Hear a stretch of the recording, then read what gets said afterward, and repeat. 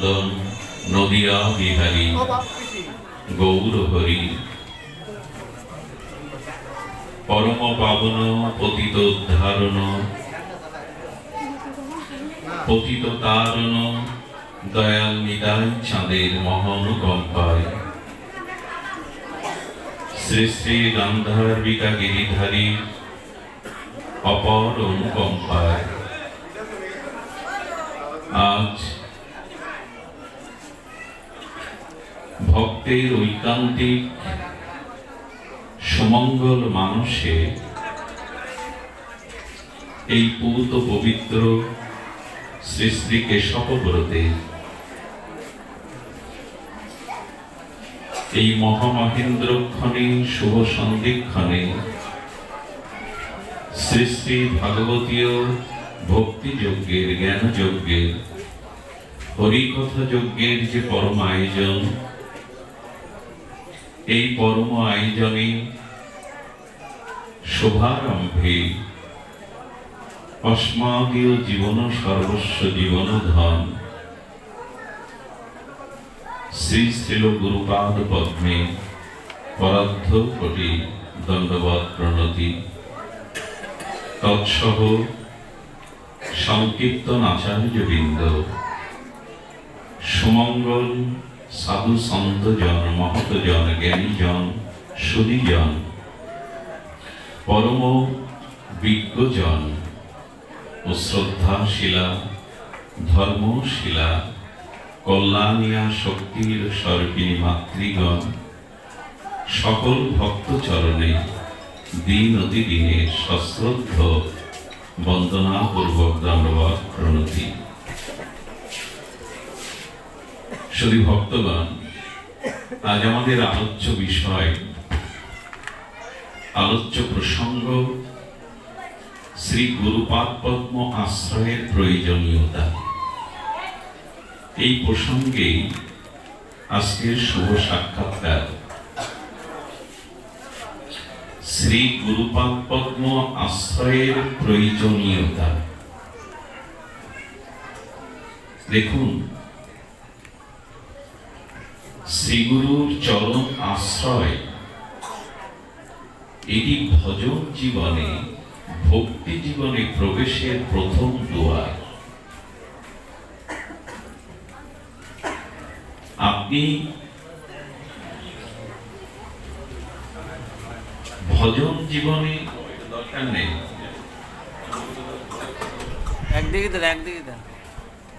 একদিকে না বন্ধ করে ভজন জীবনে প্রবেশ করতে গেলে শ্রী গুরু পাদ পদ্ম আশ্রয় একান্ত প্রয়োজন।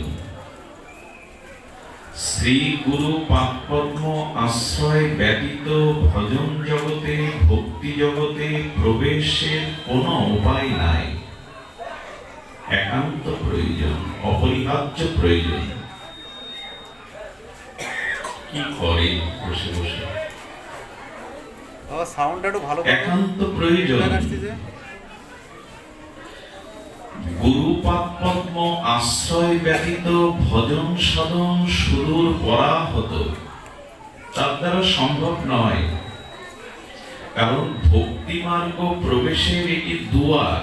দুয়ার অতিক্রম না করলে আপনি ঘরে পৌঁছাতে পারবেন না।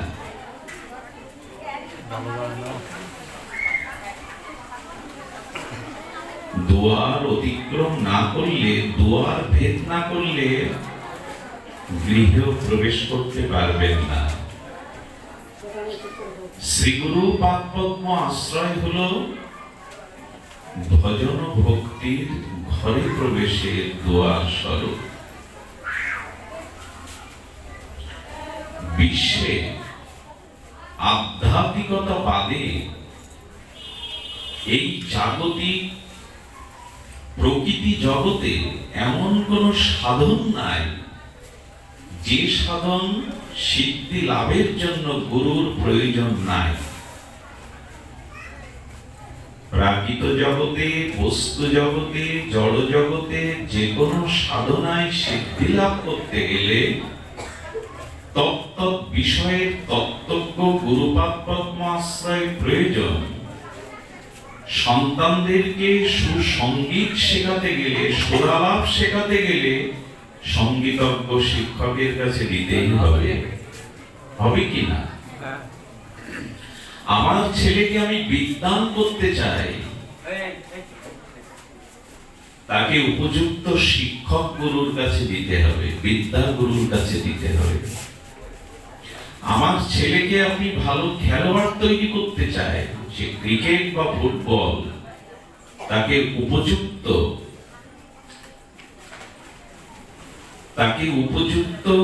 প্রশিক্ষকের কাছে দিতেই হবে। সাঁতার শেখাতে যান, সঙ্গীত শেখাতে যান, ক্রীড়া শেখাতে যান, অঙ্ক শেখাতে যান, ভাষা শেখাতে যান, এমনকি আপনি ড্রাইভিং করবেন, সব বিষয় সাধনে দক্ষ হতে গেলে, দক্ষতা অর্জন করতে গেলে আপনাকে যে কোনো লোকগুরুর, প্রশিক্ষণের, বিজ্ঞজনের আশ্রয় নিতে হয়। সেক্ষেত্রে ভক্তি লাভ করতে গেলে, জন্ম মৃত্যু জরাব্যাধি থেকে মুক্ত হতে গেলে তেমনি আধ্যাত্মিক জগতে সমর্থ শাস্ত্রজ্ঞ ভজনানন্দী গুরু আশ্রয়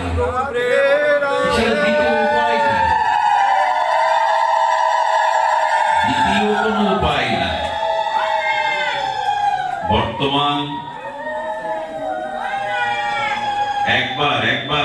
বর্তমান বস্তু জগৎ, উলুধ্বনি বারবার দেওয়ার প্রয়োজন নাই। বস্তু জগতে লক্ষ্য করুন, বস্তু জগতে নাস্তিকতা, তার্কিকতা, অনেকেই তার ব্যক্তি ক্ষুদ্র আর চিন্তা চেতনা মেধার দ্বারা বলে বসেন গুরু কি হবে, গুরুর কেন প্রয়োজন? তো যদি জাগতিক কোন বিদ্যা, জাগতিক কোন সুরালাপ, জাগতিক কোন ক্রিয়া, জাগতিক কোন কিছু আয়ত্তের জন্য তত্ত্ব অভিজ্ঞ সম্পন্ন কোন ব্যক্তির কাছে আশ্রয় নিতে হয়, তবে ভক্তি বিদ্যা, পরাবিদ্যা, ভগবত বিদ্যা এটি জানতে গেলে অবশ্যই কোন সমস্ত শাস্ত্রজ্ঞ, তত্ত্বজ্ঞ গুরুর চরণাশ্রয় একান্ত প্রয়োজন। দেখুন, গুরু তত্ত্ব প্রয়োজন আমরা জানলাম। ভক্তির ঘরে প্রবেশের দ্বার স্বরূপ গুরুপাদ পদ্মাশ্রয়। এখন প্রশ্ন হলো, বৈদিক সনাতন ধর্ম গুরুপাদের উপরেই প্রতিষ্ঠিত। কেউ কেউ স্লোগান তোলেন, এই গুরুবাদের দ্বারা সনাতন ধর্ম ধ্বংস হচ্ছে। এটা তাদের বলবার কারণ হলো, তারা প্রকৃত গুরুর স্বরূপ শাস্ত্রভাবে জানেনি। ভ্রান্ত গুরু, অতত্ত্বজ্ঞ গুরু, ব্যবসায়িক মনোভাব গুরু, যাদের শাস্ত্র জ্ঞান নেই, যাদের সাধনা নেই, যাদের তত্ত্ব জানা নাই, এই জাতীয় গুরুর সংস্পর্শে গিয়ে তাদের জীবন ক্ষতিগ্রস্ত হয়েছে। তারা লক্ষ্যে পৌঁছাতে পারেনি। বিভিন্ন কুসংস্কারে সংস্কারাচ্ছন্ন হওয়ায় একদল মানুষ আজকাল বিরক্তি হয়ে বলেন, এই গুরুবাদই সনাতন ধর্মের ধ্বংসের কারণ।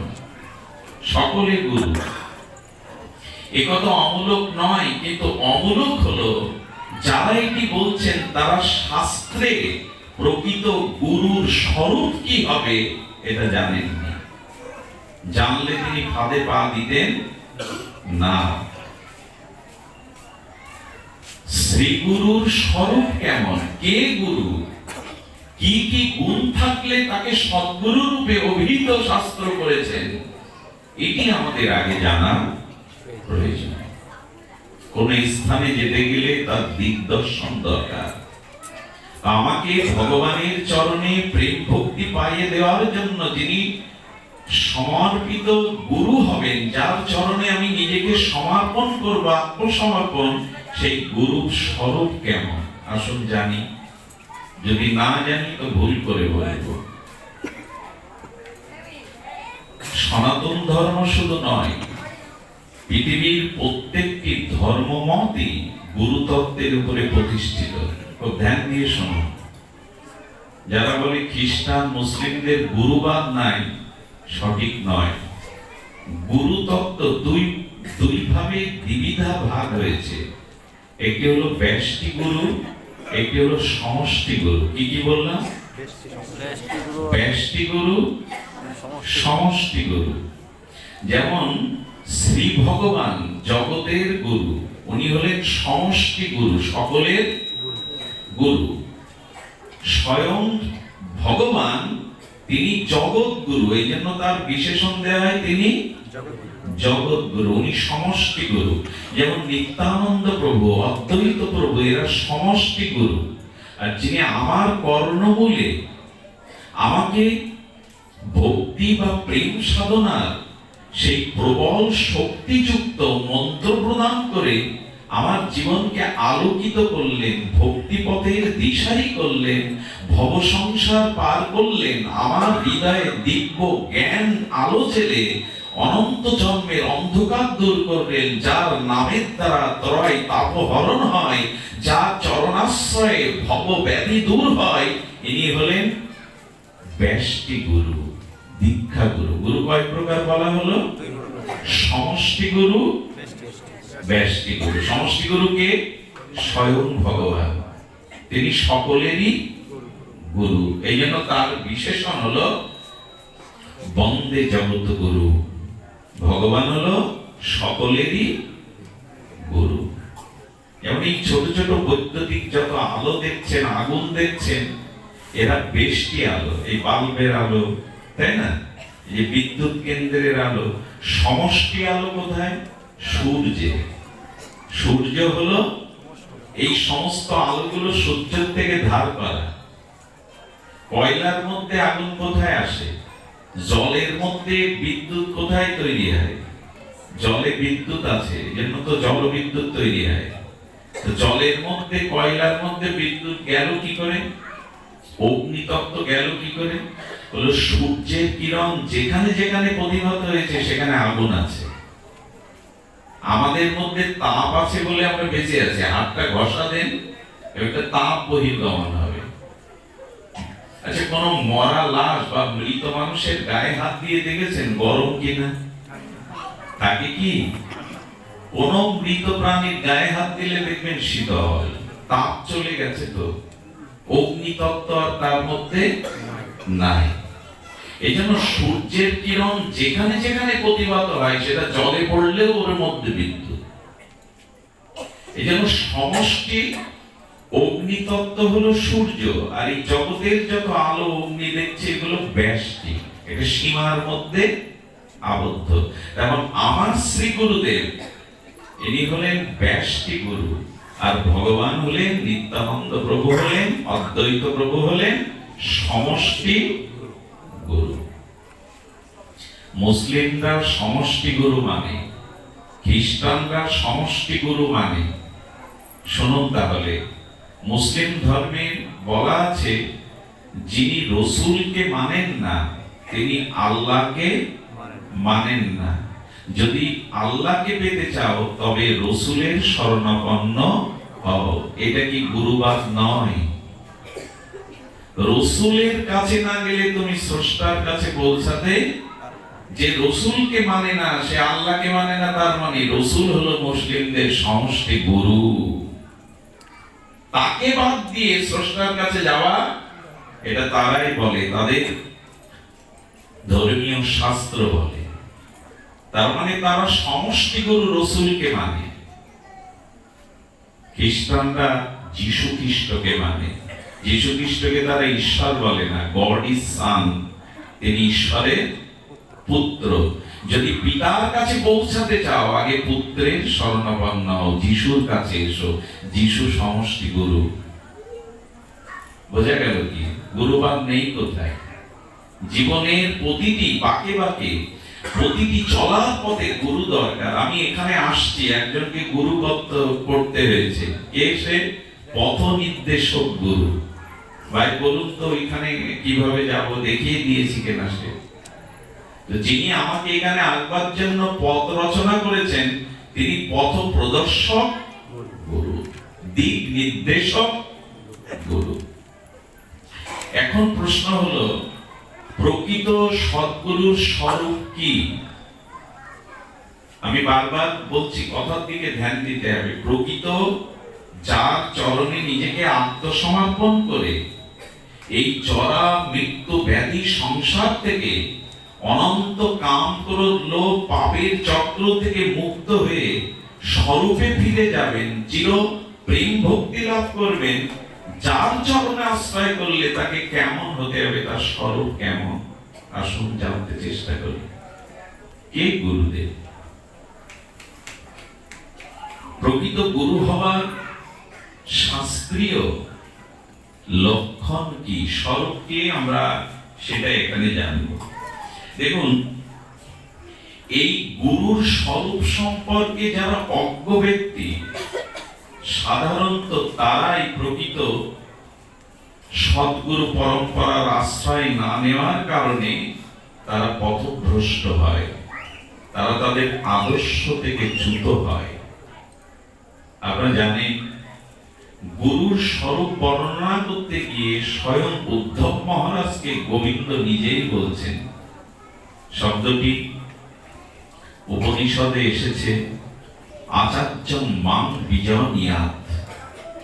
স্বয়ং ভগবান বললেন গুরুর স্বরূপ যেন কি না, হে উদ্ধব, ভগবান অখণ্ড পরতত্ত্ব শ্রীকৃষ্ণ বলছেন, আমি আচার্য রূপে জগতে প্রকাশ হই, আমি গুরু রূপে প্রকাশ হই। এই মা চন্দন দিও না এখন রাধে, মনোসংযোগ ঠিক করে, অনেকে নিষেধ করুন, এখন আর দিও না। কি বলা হলো? আচার্যং মাং বিজনিয়াৎ। স্বয়ং ভগবান গুরু রূপে আসেন। গুরু কোন ব্যক্তি হতে পারে না, মানুষ হতে পারে না। এইখানটাই তো ভুল হয়ে যায় আমাদের। গুরু তত্ত্ব এত গুড়ো, এর রহস্য ভেদ না করতে পেরে, যার 10,000 শিষ্য, যে মাথায় হাত দিলে জ্বর সেরে যায়, যার সন্তান নেই তাকে আশীর্বাদ করলে, পাতা খেতে দিলে সন্তান হয়, আমরা মনে করি এই না হলে গুরু। শাস্ত্র বলেছেন এগুলো জাদুকরদের জাদুকরি, এগুলো প্রভাব খাটানো, এটা গুরুতত্ত্ব নয়। জ্বর সেরে গেল, সন্তান হলো, ব্যবসা উন্নতি হলো, ছেলে মেয়ের চাকরি হলো, ভালো জামাই পেলাম, ভাবলাম ইনি প্রকৃত গুরু। এনার পিছনে 6,000 10,000 শিষ্য ঘুরে বেড়ায়, ইনি বিমানে করে আসেন বিদেশ থেকে। এই সব ফেসে যাবেন না, এগুলো গুরুতত্ত্বের মধ্যে পড়ে না। মা তুমি বসো, এগুলো গুরুতত্ত্বের মধ্যে পড়ে না। গুরু কোন বাহ্যিক অলৌকিক শক্তি সম্পন্ন বিষয় নয়।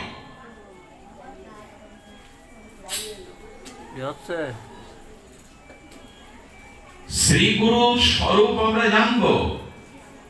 শ্রী গুরুর স্বরূপ সম্পর্কে কি বলা হয়েছে না, ভগবানই শ্রী গুরু রূপে আবির্ভূত হন। আচার্যং মাং বিজনিয়াৎ। এই জন্য ঠাকুর মশাই বলেছেন, শ্রী গুরু চরণ পদ্ম কেবলি ভকতি সত্ম বন্দে মই সাবধান মতে। শ্রী গুরু ভজনে সাবধান হও, সতর্ক হও, গুরু তত্ত্ব আগে জ্ঞাত হও। সাবধান আর আমরা হয়েছি। গুরুকে যিনি মনুষ্য জ্ঞান করেন, দেখুন মানুষ গুরু হতে পারে না, আর গুরু কখনো মানুষ হতে পারে না। এই কথার রহস্য আমরা ভেদ করব, মন দিয়ে শুনুন। গুরু কোন দেহ নয়, এই জন্য বলছে গুরুকে মনুষ্য জ্ঞান করবে না। গুরু কোন রক্ত মাংসের দেহ নয়, গুরু হলো তত্ত্ব। কথাটা দুবার বলবো যাতে ভুল ব্যাখ্যা না চলে আসে আমাদের যুক্তিতে। গুরু কোন রক্ত মাংসের পিণ্ড নয়, গুরু হলো তত্ত্ব। গুরু হলো তত্ত্ব বস্তু। রক্ত মাংসের শরীর সে ধারণ করতে পারে, কিন্তু কারণ পৃথিবীতে নরতনু ধারণ করেও তো ঈশ্বরকে অবতীর্ণ হতে হয়। এই জন্য শরীরটা গুরু না, তত্ত্বটা গুরু। আচ্ছা, শরীর যদি গুরু হয় রক্ত মাংসের পিণ্ড শরীরটা যদি গুরু হয়, তাহলে এই শরীর ত্যাগ করার পরে, মৃত্যুর পরে আর গুরুতত্ত্ব থাকলো? শরীরই যদি, রক্ত মাংসের মানুষই যদি গুরু হয়, তাহলে গুরু দেহ রক্ষা করার পরে, মৃত্যুবরণ করার পরে আর গুরুতত্ত্ব থাকলো কি? আসলে গুরু তত্ত্ব, গুরু শরীর নয়। আচ্ছা, এই যে বিদ্যুৎটা চলে এসেছে তারের মধ্যে দিয়ে, ওটা দেখা যায় তো? বিদ্যুৎ শক্তিটা দেখা যায় কি? আলোর দ্বারা, শব্দ যন্ত্রের দ্বারা, ফ্যানের দ্বারা প্রকাশ হয় শক্তি। শক্তি অভিব্যক্তি ক্রিয়ার দ্বারা হয়।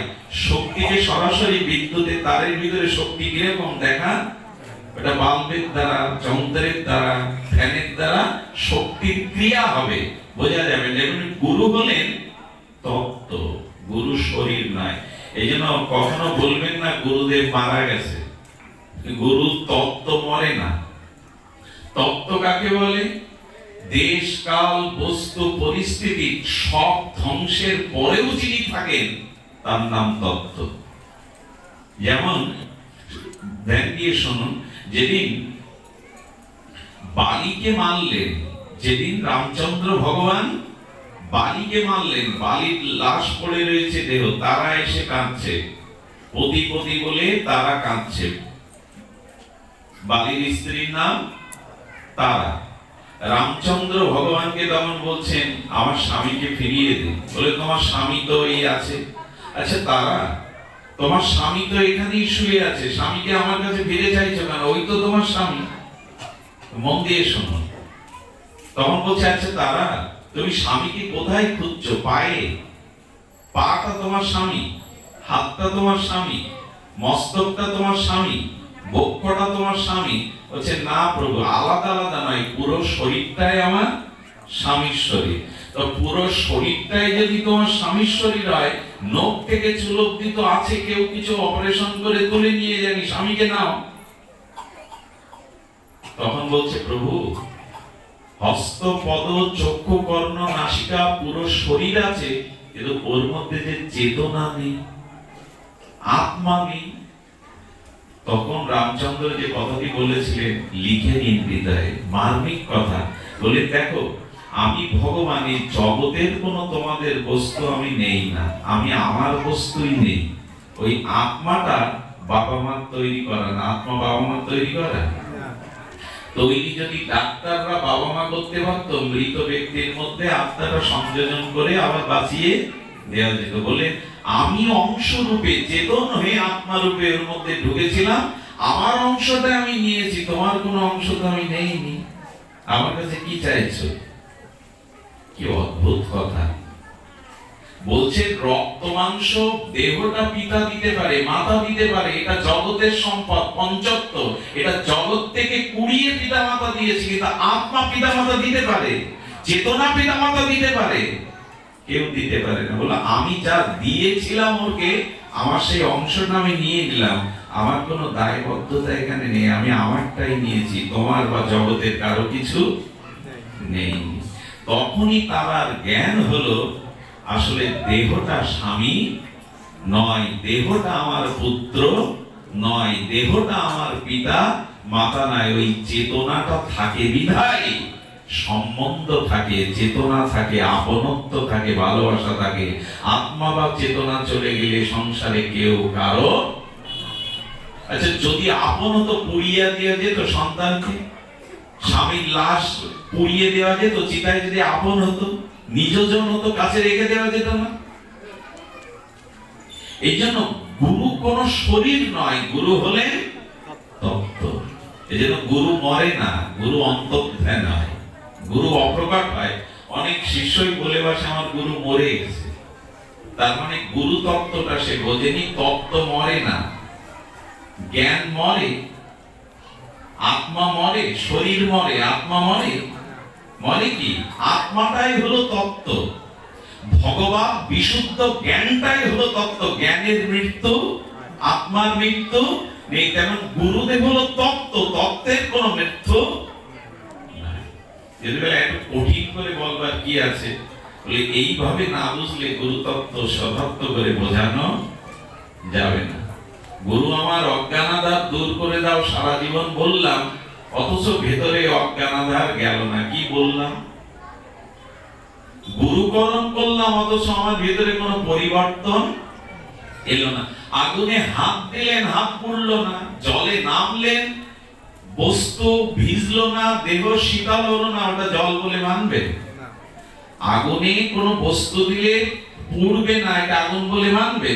তো গুরুকরণ করলাম, অথচ আমার কাম কামনা, আমার কোনো পরিবর্তন, স্বভাব পরিবর্তন হলো না, জানবেন গুরুকরণই হয়নি আপনার। গুরুর স্বরূপ কি আমরা এক এক করে জানবো। সদ্গুরুদেবের লক্ষণ কি, সদ্গুরুদেবের স্বরূপ কি? প্রথমেই বললাম গুরু তত্ত্ব, গুরু শরীর নয়। এই জন্য গুরুকে মনুষ্য জ্ঞান কভু না করিবে। গুরু শরীর নয়, গুরু তত্ত্ব। তত্ত্বের মৃত্যু নাই, আত্মার মৃত্যু নাই, সেটা আমরা জানলাম। এখন লক্ষ্য করুন শাস্ত্রে কি বলেছেন। শাস্ত্রে গুরুর তত্ত্ব কি বলেছেন। এখানে আমি প্রথমে একটা শ্লোক উচ্চারণ করেছিলাম।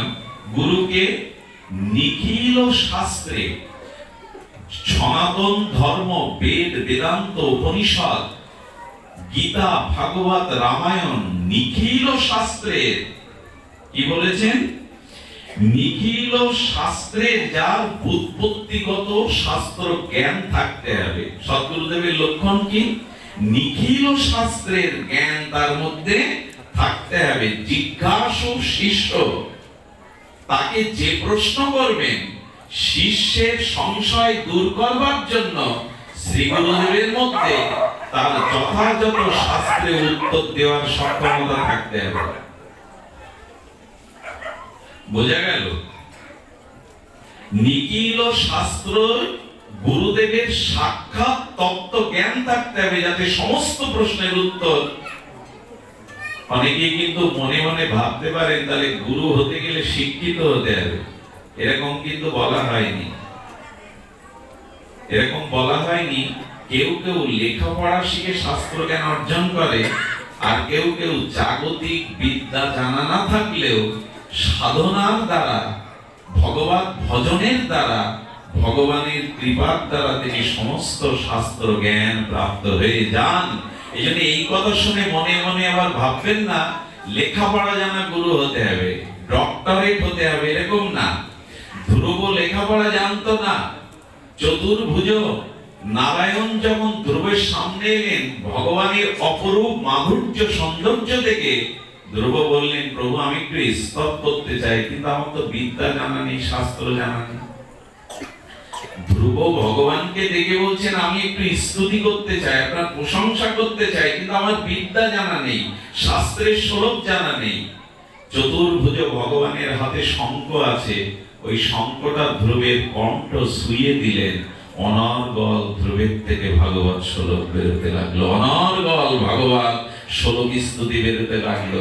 অর্থাৎ যিনি লেখাপড়া জানেন না অথচ সাধন ভজন করেছেন, সেই সাধন ভজনের দ্বারা ভগবান প্রদত্ত বিদ্যা তার মধ্যে যদি স্ফুরিত হয়, তিনিও সমস্ত শিষ্যের প্রশ্নের সমাধান করে দিতে পারেন।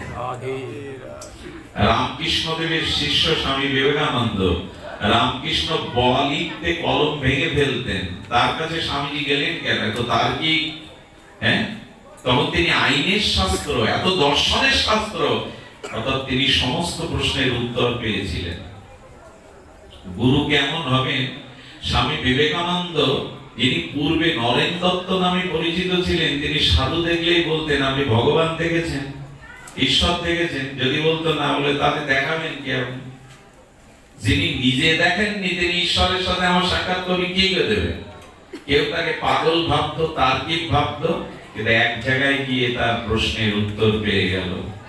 রামকৃষ্ণদেবকে যেই বললেন, আপনি ঈশ্বর দেখেছেন, ওই একই প্রশ্ন। ঠাকুর মৃদু হাসলেন, শিশুর মতো সরল হাসি ফেলে বললেন, দেখেছি কি রে, তোকেও দেখাতে পারি, তার সাথে তোর কথা বলিও দিতে পারি। বিবেকানন্দের টনক নড়ে গেল। তিনি ভাবলেন, এ হয়তো উন্মাদ পাগল, না হলে ইনি প্রকৃত তত্ত্বজ্ঞ। দুটোর একটা হবে, পরীক্ষা করা দরকার। ইনি দুটোর একটা হবেন। পরবর্তীতে জেনেছিলেন শুধু জাগতিক বিদ্যা না, যিনি ভজন সাধনের দ্বারাও সমস্ত শাস্ত্রের উৎপত্তিগত জ্ঞান ধারণ করতে পেরেছেন, ঈশ্বরের মহিমায় লেখাপড়া না জানলেও তিনি শাস্ত্রজ্ঞ।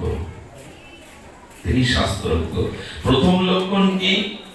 যে তিনি সমস্ত নিখিল শাস্ত্রের তত্ত্বজ্ঞ জ্ঞানী হবেন এবং তিনি ভগবানের অত্যন্ত প্রিয় হবেন, ভগবানের সব থেকে প্রিয় হবেন তিনি। এবং সদ্গুরুর লক্ষণে কি বলা হয়েছে? সংসার দাবানল নীড় লোকত্রাণায় কারণ্য ঘন ঘনত্তম প্রাপ্তস্য কল্যাণ গুণানুবর্ষ বন্দে গুরু শ্রী চরণার বিদ্যাম। কে গুরু হবেন? সংসার দাবানল লীড় লোকত্রাণায়। আহা, বিশ্বনাথ চক্রবর্তী বাদের গুরু অষ্টকর মহিমান্বিত। বললেন কি, এই সংসারে যারা আমরা জন্ম নিয়েছি, আমাদের জীবনে কর্মফল ভোগ করতে হয়। জরা ব্যাধি রোগ শোক জন্ম মৃত্যু কত অভিশাপ ভোগ করতে হয়।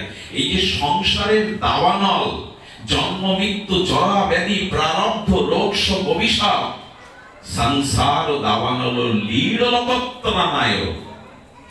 যার শরণাপন্ন হলে, যার বিশেষ কৃপায় এই সংসারের জন্ম মৃত্যু জরা ব্যাধি অভিশাপ থেকে মুক্তি পাওয়া যায়, তাই তিনি হলেন সৎ গুরু।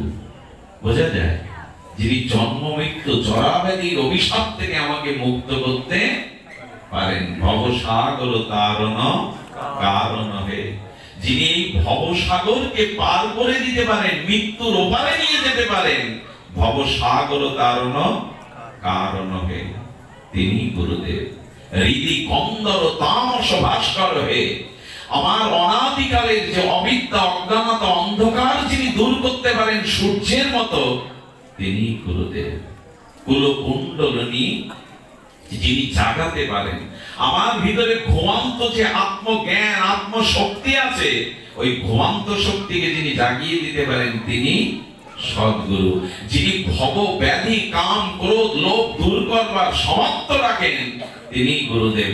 এক কথায় অজ্ঞান ত্রিমিরান্ধস্য জ্ঞানাঞ্জন শোলকায়া। আমার হৃদয়ে অজ্ঞান রূপ আধারকে যিনি জ্ঞানের আলোকবর্তিকা দ্বারা দেবীয়মান করতে পারেন, তিনি হলেন। মা, একটু ঘুম আসতে পারে, এরকম তত্ত্ব কথা বললে মানে তত্ত্ব কথার ভিতরে সবাই প্রবেশ করতে পারে না, কিন্তু তত্ত্ব না জেনে যদি লীলায় যান, গড়াগড়ি যান, ধরে রাখতে। এই যে এটা কি বলে, সাইক্লোন সেন্টার, এর ভেতরে ভিতটা ভালো না হলে এটা দাঁড়াবে। তো তত্ত্ব না জানলে, ভিত না গড়লে, শুধু যদি লীলা কথা শোনেন, চোখের জলে হাউমাউ করে গড়াগড়ি দেন, কাজ হবে না। আগে ভিত ভালো করুন, তার উপরেই তো দাঁড়াবে 4-5 তলা। গুরু তত্ত্বটা ভালো করে জানুন, না হলে সব শেষ, সব শেষ। কিরকম শেষ জানেন? একজন ওরকম লোককে ঠকানোর জন্য তিনি পোশাকি গুরু হয়ে, বাক্যের দ্বারা গুরু হয়ে বহুকে শিষ্য করেছেন। দেখ, মূর্খদের পাড়ায় গেছেন, এটা এক মহাজনের মুখে শুনেছিলাম। মূর্খদের কাছে গিয়ে গুরুকে পাদদর্ঘ দিয়েছে, গুরুর পদস্খলন পদ প্রক্ষালন করেছেন, গুরুকে আসনে বসতে দিয়েছেন। সেবা দেওয়ার পরে বললেন, গুরুদেব, আমরা তো আকাট মূর্খ, লেখাপড়া জানি না, আমাদের যদি একটু তত্ত্ব জ্ঞান ভগবত জ্ঞানের কথা উপদেশ করতেন। গুরুদেব তখন বললেন, আচ্ছা, অন্ধ দেখতে পায়? তো সবাই বলছে না, পায় না। বলে, তোরা যখন কিছু জানিসই না, তখন আমি বললে তো বুঝতে পারবি না, তাহলে জেনে লাভ কি? বুঝতে পেরেছেন তো কৌশলটা? ওদের প্রশ্নের উত্তর দেওয়ার সামর্থ্য গুরুদেবের, কিন্তু কৌশল আছে, চালাকি আছে। তোরা যখন কিছুই জানিস না, তা আমি এই বললে তোরা তো ধরতে পারবি না, অন্ধ কি দেখতে পায়? ওইখান থেকে যা কিছু গুরুদেব কাজ সেরে শিক্ষিত পাড়ায় গেলেন। শিক্ষিত শিষ্য আছে, যেমন এক জায়গায় বসেছে, তখন সব বিজ্ঞজনেরা বলছে, গুরুদেব একটু তত্ত্ব বলুন। গুরুদেব বললেন, আচ্ছা, তোমরা সবাই শাস্ত্র পড়ো, লেখাপড়া জানো, তীর্থ ভ্রমণ করেছো, তোমাদের জাগতিক বিদ্যা আছে? বলে, হ্যাঁ গুরুদেব, আপনার কৃপায় সেটা আছে। তোমরা তো মোটামুটি জ্ঞানী? তাহলে হ্যাঁ গুরুদেব, আপনার কৃপায়। তো জানো যখন, আমাকে আর মিছিমিছি কিছুক্ষণ বকাবা কেন? জানোই যখন, তখন আমাকে আর জানার কি আছে, জানে তাকে ভরা কলসিতে আর কি দেব, জানোই যখন তখন আমাকে বকা বকানো। রহস্যটা হলো আসলেই তিনি কিছু জানেন না। এরকম গুরু যদি বাড়ি আসে, এরকম গুরু জানেন, শিষ্যর বাড়ি এসেই বলছেন ভুবন ময়রার গরম গরম রসগোল্লা দেখে আসলাম, গলায় মালা আছে, যা 4টে গরম রসগোল্লা নিয়ে আয়। গুরু বাড়ি এসেই রসগোল্লা বলে যে ভুবন ময়রা ওর গলায় মালা আছে, যে 4টে রসগোল্লা নিয়ে আয়, গরম গরম আনার সময় একটু চেকে আনবি, টেস্ট করে আনবি, টাটকা দিল কিনা। শিষ্য তেমনি রসগোল্লা আনতে গেছে গুরুর জন্য, এসেই তো রসগোল্লা, রসে ভেজানো রসগোল্লা 4টে নিয়ে আনার পরে বলছে গুরুদেব তো একটু টেস্ট করে চেকে নিতে বলেছিল। 4টের থেকে একটা গালে দিয়ে বলছেন হ্যাঁ ঠিক আছে, টেস্ট ঠিক আছে। রসগোল্লা যদি লোভী ব্যক্তির জিহ্বায় পড়ে ভালো লেগে যায়, আর লোভ তো কারো বিধিনিষেধ কিছু পথ হেঁটে এসে বলছেন জিহ্বায় লেগে রয়েছে রস। আচ্ছা, গুরু যা পায় তার অর্ধেক আমারে দেয়, তার মানে 4টে দিতে বলেছেন, মানে 2টো আমার পাও না, আর একটা সেরে দিলে, আর একটা সেরে দিলে। কিছুক্ষণ পরে গিয়ে বলতেও আসলে এত স্বাদ রসগোল্লার, এক কাজ করি, গুরুদেব তো বেশি পান না, আরে আর একটা নিলেও আমি তো তার শিষ্য সন্তান, কিছু বলবে না, আর একটাও দিয়ে একটা নিয়ে গেছে।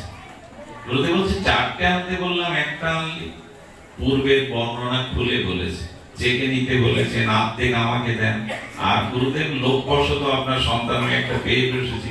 গুরুদেব বলল কি করে খেলি তুই, মানে এই বিচারে কি করে খেলি তুই? গুরুদেবকে বলছে কি করে খেলাম জানতে চাচ্ছেন তো? প্রত্যেকে নিয়ে বললেন এইভাবেই তো খেলাম। গুরু আর শিষ্য যদি এরকম হয় তাহলে গেল। রসগোল্লার স্বাদ যদি গুরুদেবের জাগে, ভুবন ময়রা আর শিষ্য যদি এরকম হিসাব করে বসে তাহলে গেল। রস আর দাঁড়াবে কোথায়? শুধু ভক্তগণ ঠকবেন না। সদ্গুরুদেব কে? যিনি এই যে লক্ষণগুলো বলা হলো, কি বলল, সংসার দাবানলো লীড় লোকত্রাণায়, যিনি মৃত্যুর ওপারে নিয়ে যেতে পারেন না, যিনি জন্ম মৃত্যু থেকে রহিত করতে পারেন না, তিনি প্রকৃত গুরু নন। আর কি বলেছেন? প্রাপ্তস্য কল্যাণ গুণানবশ্য, যার চরণ পেলেই জগতের সমস্ত কল্যাণ সমস্ত মঙ্গল ধরা দেয়, তিনি হলেন সদ্গুরু। আমি তো কঠিন করে ফেলছি, এইটুকু বলছি আপনাদের একটু শুনুন। আচ্ছা, দিবা ভাগে এই গ্রীষ্মের সূর্যের তাপটা সকলে সহনীয়, মধ্যাহ্নকালীন এই কঠোর তাপ সহনীয় নয়, কিন্তু ওই সূর্যের কিরণ যখন চন্দ্রে এসে পড়ে রাত্রে, চন্দ্র যখন তার স্নিগ্ধ জ্যোৎস্না দিয়ে সবাইকে শীতল করে, ওই সূর্যের তাপটা চন্দ্রে এলো তো শীতলতা হয়ে গেল, সুধা হয়ে গেল। গুরু হলেন তাই, যিনি আমাদেরকে এই তাপময় জ্বালাময় যন্ত্রণাময় তাবব্দি থেকে প্রেম ভক্তির শীতলতা দিতে পারেন, ইনি হলেন গুরুদেব। নিত্যানন্দ চন্দ্র কি বলে? নিতাই চাঁদ, গৌর চন্দ্র কি বলে? গৌর চন্দ্র, যিনি আমাদেরকে এই বিষম জন্ম মৃত্যু সংসার তাপ হতে অমৃতের স্নিগ্ধতা দিতে পারেন, আমাদেরকে শান্ত করতে পারেন। এই জন্য তাকে বলা হয় গৌর চন্দ্র, নিতায় চন্দ্র। শ্রীগুরু চরণ পদ্ম। শ্রীগুরুর চরণটা কেমন? পদ্ম। এটা মজার কথা শুনুন, খুব ভালো লাগবে আশা করি আপনাদের। শ্রীগুরু চরণ পদ্ম। গুরুদেবের চরণটা কার সাথে তুলনা করা হচ্ছে? পদ্মের। পদ্মের 8টা দল থাকে, আরো বেশি থাকতে পারে, কিন্তু সম্ভবত 8টা দল থাকে। আচ্ছা, পদ্মের সাথে গুরুদেবের চরণের তুলনা কেন জানেন? পৃথিবীতে যত পাতা আছে জলে দিলে জল তাকে গ্রাস করে নষ্ট করে ফেলে, ফেলে কিনা? 200 মাস 1 বছর পরেও পাতাগুলিকে জল ডুবিয়ে নষ্ট করে ফেলে। আচ্ছা, পদ্ম সরোবরেই জন্মায়, জলেই জন্মায়, পদ্মের পাতা জল টেনে নিয়ে ডুবিয়ে পচিয়ে ফেলতে পারে কি? পারে কি না? পারে না। তার মানে গুরুদেব চরণটা পদ্ম কেন?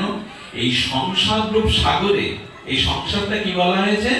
সাগরে। এই সাগরে যিনি গুরুচরণ পদ্মকে আশ্রয় করেছেন, এই সংসার সিন্ধু সংসার তাকে পচিয়ে ডুবিয়ে নষ্ট করতে পারবে না। আচ্ছা, যে সরোবরে পদ্ম ফুটেছে, প্রকাশ হয়েছে, ওখানে বন্যার জল, বৃষ্টির জল যদি যায়, জল বেড়ে যায় সরোবরে, পদ্ম ডুবে যাবে। কি হবে? এদেরকে সরিয়ে দিন, উপরে উঠবে। অর্থাৎ গুরুচরণ এমন একটি অনন্ত বিশ্ব ব্রহ্মাণ্ডের যদি সব কিছুতে বিনষ্ট হয়ে যায়, ডুবিয়ে যায়, পতিত হয়ে যায়, কিন্তু শ্রী গুরু চরণ কখনো ডুববে না। পদ্ম যেখানে প্রকাশিত হয়, ওখানে বন্যার জল গেলেও ডুবে না, ধীরে ধীরে ধীরে ধীরে উপরে উঠে যায়। শ্রী গুরু চরণ যিনি ধরেছেন, এই সংসারটাকে ডোবাতে, তাকে ভাসিয়ে রাখে। আর পদ্মের কি গুণ আছে? পদ্ম মধু সঞ্চয় হয় ওর মধ্যে। পদ্মের মধ্যে কি হয়? মধু সঞ্চয়। অলিকুল ব্যাকুল হয়ে গুঞ্জরিত রাগরাগিনীর দ্বারা সেই ভ্রমর এসে পদ্মের মধ্যে মধু পান করে। গুরুদেবের চরণের মধ্যেই আছে কৃষ্ণ ভক্তি, প্রেম ভক্তি। ভ্রমরূপ শিষ্য গুরু চরণকে আশ্রয় করে বুধ হয়ে তার মধ্যে থেকে প্রেম ভক্তি রস পান করে। এই জন্য গুরুদেবের চরণটা পদ্ম। আর কি করে? পদ্মের সৌন্দর্য আছে, পদ্মের সুবাসিত গন্ধ আছে। এই জীবন আনন্দময় হবে, এই জীবন সৌন্দর্যময় হবে যদি গুরু পদ্মরূপ চরণকে আশ্রয় করে। কেবলই ভগতি সদ্ম। ঠাকুর মশাই বললেন, গুরুদেবের চরণে কি বলছেন? সদ্ম মানে গৃহ, সদ্ম মানে একটা ঘর। আচ্ছা, আপনার বাড়ি যজ্ঞ হবে, আপনি সমস্ত চাল ডাল উপচার কিনে কি করেন? একটা ঘরের মধ্যে রেখে দেন, তো 3 দিন নাম যজ্ঞ। বৈষ্ণব সেবা এক ঘরের, তাকে ভান্ডার ঘর বলে। তাকে কি বলে? আর মালিক কি করে দেয়? চাবিটা বিশ্বস্ত একজনের কাছে, দায়িত্বশীল একজনের কাছে দিয়ে দেয়। দেখো, আমার যোগ্য, আমি সব কেনাকাটা করেছি, অথচ 1 কেজি 1 মুষ্ঠ চাল লাগলে আমি তোমার কাছে চাইবো, চাবি তোমার।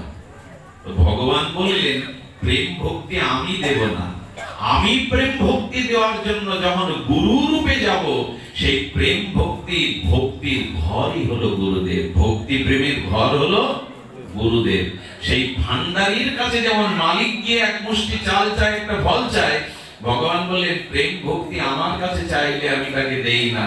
শ্রী গুরুদেবের চরণে আছে প্রেম ভক্তির ঘর। গুরু চরণই হলো প্রেম ভক্তির একমাত্র ঘর।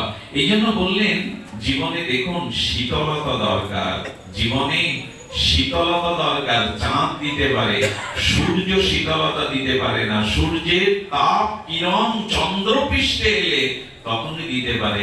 তেমন করুণাটা, কৃপাটা, অমৃতটা শ্রী গুরুদেবী দিতে পারে।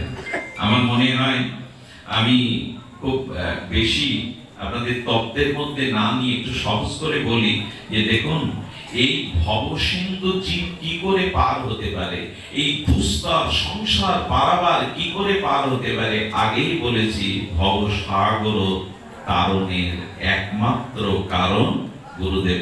তার ছোট্ট একটা শ্লোক আপনাদের মনে আছে। শ্লোকটি বড় আদরণীয় শ্লোক, স্মরণীয়, প্রাতঃস্মরণীয় শ্লোক। শ্লোকটি হলো, নিরিদেহ আত্মং সুলভং সুদুর্লভং পলবং সুকল্প গুরু কর্ণ ধারণাম ময়া অনুকূলেন নবস্যতেরিতাং পমাং ভবাদ্দিং নতরে সহাত্মা। গুরুদেব হলো কান্ডারি। গুরুদেব কি? কান্ডারি। আচ্ছা, এই যে বড় আপনাদের নদী, ছোট একটা নৌকা পেলে আপনি পার হতে পারবেন মাঝি ছাড়া? মানে হাল বইটা পাইবার মতো দক্ষতা তো আমাদের, আমরা তো ঢেউয়ে পথ হারিয়ে ফেলবো, ডুবে ফেলবো। গুরু হলেন কান্ডারি। সংসার সাগরও আছে, আমরা এই দেহরূপ নৌকাও পেয়েছি, কিন্তু কান্ডারি যদি না থাকেন সাগর পাড়ি দেওয়া। আচ্ছা, জাহাজ চলেছে, জাহাজে স্ত্রী আছে, পুত্র আছে, বন্ধু বান্ধব আছে, খেলাধুলার আসর আছে, ভালো খাওয়া দাওয়া আছে, নাচ গান আছে, খেলা করার জায়গা আছে, সব আছে। সবাই আনন্দে খেলছে, হাসছে, সবাই আনন্দের তরঙ্গে ভাসছে নীল সমুদ্রের মাঝখানে। একমাত্র নাবিক স্ট্রোক হয়ে মারা গেল। কারো মুখে হাসি থাকবে, খেলা থাকবে, খাদ্য থাকলে মুখে উঠবে? নাবিকহীন জাহাজ যেমন মধ্য সাগরে পড়লে মানুষের সব আনন্দ মাটি হয়ে যায়, কোথায় গিয়ে ফিরবে অনন্ত সাগর, তেমনি সংসার সাগরের মাঝে পড়ে আছি। এখানে নাবিক রূপ কান্ডাই, গুরু না থাকলে সবকিছুই অন্ধকার। গুরু হলেন নাবিক, গুরু হলেন মাঝি। নৌকায় একা একা আপনি সাগর পাড়ি দিতে পারবেন না, আপনি সংসার সাগর। গুরু চরণ আশ্রয় করলে কি হয় জানেন? সাগরও শুকায়। এখন তো পদ্মাও চড়া পড়ছে, মেঘনাও চড়া পড়ছে। গুরুদেব বললেন নৌকা টৌকা লাগবে না রে, গুরুদেবের চরণাশ্রয় করে ভক্তি থাকলে, ভজন থাকলে সাগরই শুকিয়ে যাবে, নৌকারও প্রয়োজন নেই। তখন হেঁটেই পার হতে পারবি, গুরুদেবের কৃপা হলে হেঁটেই পার হতে পারবি। এই জন্য শাস্ত্র বলেছেন যে দেখুন, গুরুকরণ করে যদি চিত্তে প্রসন্নতা না আসে, সদ্গুরুকরণ হয়নি। দেখুন, সুখ বা দুঃখ ভজন তাকেই বলে, গুরু আশ্রয় তাকেই বলে, দুঃখকেও যখন আনন্দ মনে হবে, দুঃখকেও যখন ভগবানের কৃপা মনে হবে, তখন জানবেন সদ্গুরু চরণাশ্রয় আপনার সার্থক হয়েছে। সংসারে কিন্তু দুঃখ সকলের আসবে, কিন্তু গুরুপাদ পদ্ম আশ্রয়কারী ভক্ত যদি সদ্গুরুর চরণে শরণাপন্ন হন, তাহলে তিনি কি করবেন? তিনি প্রকৃত অর্থে দুঃখকেও ভগবানের কৃপা মনে করতে শিখবেন। এটাই হলো জ্ঞান, যে প্রভু এটা তোমার দান, এই দুঃখটাও আমাকে কোনো না কোনো ভাবে তোমার করতে চেয়েছে, করুণা রূপে দুঃখ আমার কাছে এসছে। এইসব সৎ গুণাবলী গুলো সদ্গুরুদেবের দ্বারাই আসবে। শুধু ভক্তগণ, আমরা গুরু তত্ত্ব সামান্য বললাম, একটা নিবেদন করি। আরেকটি নিবেদন হলো এই, গুরুকরণ করতে গেলে প্রথমে একটা আপনাদের নিবেদন করব, পরম্পরা গুরু থাকতে হবে। গুরু পরম্পরা যার নাই, তার মন্ত্র ক্রিয়া করবে না। আচ্ছা, এই বিদ্যুৎটা কোথা থেকে আসছে? বিদ্যুতের একটা পাওয়ার হাউস আছে না? পাওয়ার হাউস থেকেই তো এখানে সুইচ আছে, বাল্ব আছে, তারও সেট করা আছে, কিন্তু পাওয়ার হাউসে যদি বিদ্যুৎ না থাকে, পরম্পরা আছে। কিরকম পরম্পরা জানেন? পরম্পরা হলো ভগবানের থেকে পরম্পরা এলো ব্রহ্মায়, ব্রহ্মা থেকে এলো নারদে, নারদ থেকে এলো কার কাছে? ব্যাসদেব, ব্যাসদেব থেকে কার কাছে? সুখদেবের কাছে, সুখদেব থেকে কার কাছে? সুত মুনির কাছে। এই কথাটি খুব মন দিয়ে শুনতে হবে। আপনাদের কাছে হাত জোর করছি, গুরুকরণে যার ভুল হয়ে গেছে। আচ্ছা, অঙ্ক প্রথমে সূত্রে যদি ভুল হয়, ভাগফল মিলবে, অঙ্ক মিলবে? সূত্রে যদি, অঙ্কের প্রথম সূত্রে যদি ভুল হয়, অঙ্ক মিলবে কি? যার জীবনে গুরুকরণ ভুল হয়ে গেছে, তার কোনো হিসাবই কোনোদিনই মিলবে না। গুরু হতে হবে পরম্পরা। পরম্পরা মানে কি? এটা আমার ভুল ব্যাখ্যা যেন না আসে। পরম্পরা মানে, আমি যেটা বলতে চেয়েছিলাম, সবকিছু পরম্পরা আছে। আমার পিতা কার কাছ থেকে এসেছে? আমার বাবার জন্ম কোথা থেকে? তার বাবা থেকে। তার বাবা কার কাছ থেকে এসেছে? তার বাবা থেকে। এইভাবে পিতা পিতা করতে করতে খোঁজ করুন, একদিন পরম পিতা থেকেই আমার পিতা। আমার মা কার মা থেকে আসছে? তার মা, তার মা, তার মা, তার মা, করতে করতে আদ্যা শক্তি সেই রাধারানীর কাছে, বা আদ্যা শক্তি মা জগৎ জননীর কাছে চলে। পরম্পরা ছাড়া কেউ এসেছে জগতে? আচ্ছা, বড়র পরে মেজো, মেজোর পরে সেজো ছোট, এটাই তো পরম্পরা? নাকি ছোট আগে এসেছে, বড় পরে এসেছে? কোনটা হবে? আসার পরম্পরা আছে না? যাওয়ার পরম্পরা নাই, থাক, আসার পরম্পরা আছে। বিদ্যুৎটা যেমন পাওয়ার হাউস থেকে আসছে, আমি আপনাদের নিবেদন করব, আপনি যদি রামকৃষ্ণ মিশনে দীক্ষা নিতে চান, আমি পরম্পরাটা বুঝিয়ে বলছি, যদি রামকৃষ্ণ মিশনে দীক্ষা নিতে চান, তাহলে ঠাকুর রামকৃষ্ণ যে 12 জন শিষ্যকে হাতে করে ত্যাগ বৈরাগ্য দিয়েছিলেন, ঠাকুর রামকৃষ্ণের সাক্ষাৎ মন্ত্র শিষ্য যে আপনার গুরুদেবের সাথে তাদের পরম্পরা মিল থাকতে হবে। বোঝা যায় না? আমি বোঝাতে সক্ষম নই। আমি বোঝাতে চেয়েছি ঠাকুর রামকৃষ্ণ যে 12 জন দাদার্জনকে তিনি তার সাক্ষাৎ মন্ত্রপুত করে ত্যাগ বৈরাগ্য দিয়েছিলেন। আপনি রামকৃষ্ণ মিশনে যে স্বামীজির কাছে দীক্ষা নিচ্ছেন, আপনার পরম্পরা থাকতে হবে। দলিলেরও তো পরম্পরা থাকে, বাড়ির দলিলের পরম্পরা থাকে না? কি কি যেন রেকর্ড বলে আমার জানা নেই, এসে দিয়ে সমস্ত পরম্পরা থাকতে হবে। তো তেমনি আমি যদি বৈষ্ণব মন্ত্রে দীক্ষা নিতে চাই, ভালো করে শুনুন, আমার যিনি গুরুদেব তার সাথে সরাসরি নিত্যানন্দ বা অদ্বৈতের কানেকশন থাকতে হবে। আর এটা দাললিক থাকতে হবে, দলিল যুক্ত, মুখে বললে কাজ হবে না। আমার যিনি গুরুদেব কোনো না কোনো শাখা আছে, একটা বৃক্ষের বহুগুলো শাখা হয় কিনা? সেই অনেক সময় বড় বৃক্ষকে জড়িয়ে ধরে বৃক্ষে ওঠা যায় না, শাখা বেয়ে উঠতে হয়। তো শাখাটার সাথে মূল বৃক্ষের যুক্ত না থাকলে বৃক্ষকে উঠতে পারবে? আমি যদি দীক্ষা নিতে চাই, তাহলে নিত্যানন্দ প্রভুর সাথে, অদ্বৈত প্রভুর সাথে আমার গুরুদেবের পরম্পরা কানেকশন থাকতে হবে। এছাড়া সম্প্রদায়বিহীন, পরম্পরাবিহীন দীক্ষা নিষ্ফল প্রাপ্ত হয়। আমরা কিন্তু দীক্ষা নিতে গিয়ে এই হিসাবটা করি না। আপনি যদি স্বামী প্রণবানন্দের দীক্ষা নিতে চান, স্বামী প্রণবানন্দ যুগাচার্য, তাহলে ওনার যে মন্ত্র শিষ্য আপনার গুরুদেবের সাথে তাদের পরম্পরাটা থাকতে হবে। এই সম্প্রদায় বা পরম্পরাবিহীন দীক্ষা জগতে নিষ্ফল হয়। এই জন্য জাগতিক প্রভাব দেখে, হাজার হাজার শিষ্য দেখে, অলৌকিক ক্ষমতা দেখে গুরুকরণের কোন প্রয়োজন শাস্ত্র বলেনি। তিনি ভগবানের মতো পবিত্র শাস্ত্রজ্ঞ, ভজনানন্দী, তাকে সাধন সিদ্ধ হতে হবে, তবেই গুরুদেবের করুণা আসবে। আমি আর এই না গিয়ে কান্ডারি বলেছিলাম শ্রী গুরুদেবকে, সেই কান্ডারি হলেন জগৎগুরু। আমার মনে পড়ে মহাপ্রভু একদিন সেবা সঙ্গনে বিষ্ণুকট্টায় বসে আছেন, বহু ভক্তদের মধ্যে মহাপ্রভু ডাকছেন, গঙ্গাদাস, গঙ্গাদাস, গঙ্গাদাস, বারবার ডাকছেন প্রভু। গঙ্গাদাস এক বৃদ্ধ, অতি বৃদ্ধ, পেছন থেকে হাত জোড় করে কাঁপতে কাঁপতে প্রভুর সামনে, প্রভু গঙ্গাদাস আমাকে চিনতে পারছো? উনি কোনো উত্তর দিতে পারছে না, জানছেন তো সাক্ষাৎ শ্রীকৃষ্ণ চৈতন্য মহাপ্রভু বসে আছেন। গঙ্গাদাস, তোমার সেদিনের কথা মনে আছে? প্রভু, কোন দিনের কথা? আমার তো স্মরণ নেই। বলে মনে নেই?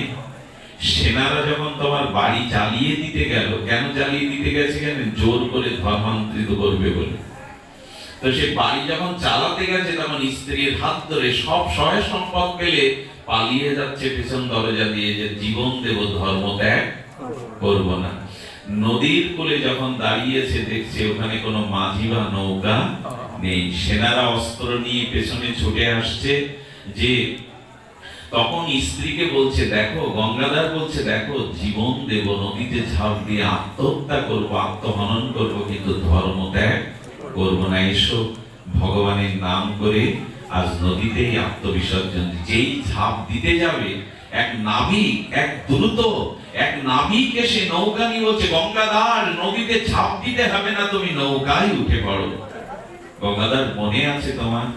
সেদিন ওই মাঝি তোমাকে ওপারে পার করে দিয়েছিল, তুমি ছলো ছলো সজল নয়নে বলেছিলেন আপনাকে কি দেব। সেদিন মাঝি তোমার কাছে কিছু নেইনি, সেই মাঝির কথা তোমার মনে পড়ে?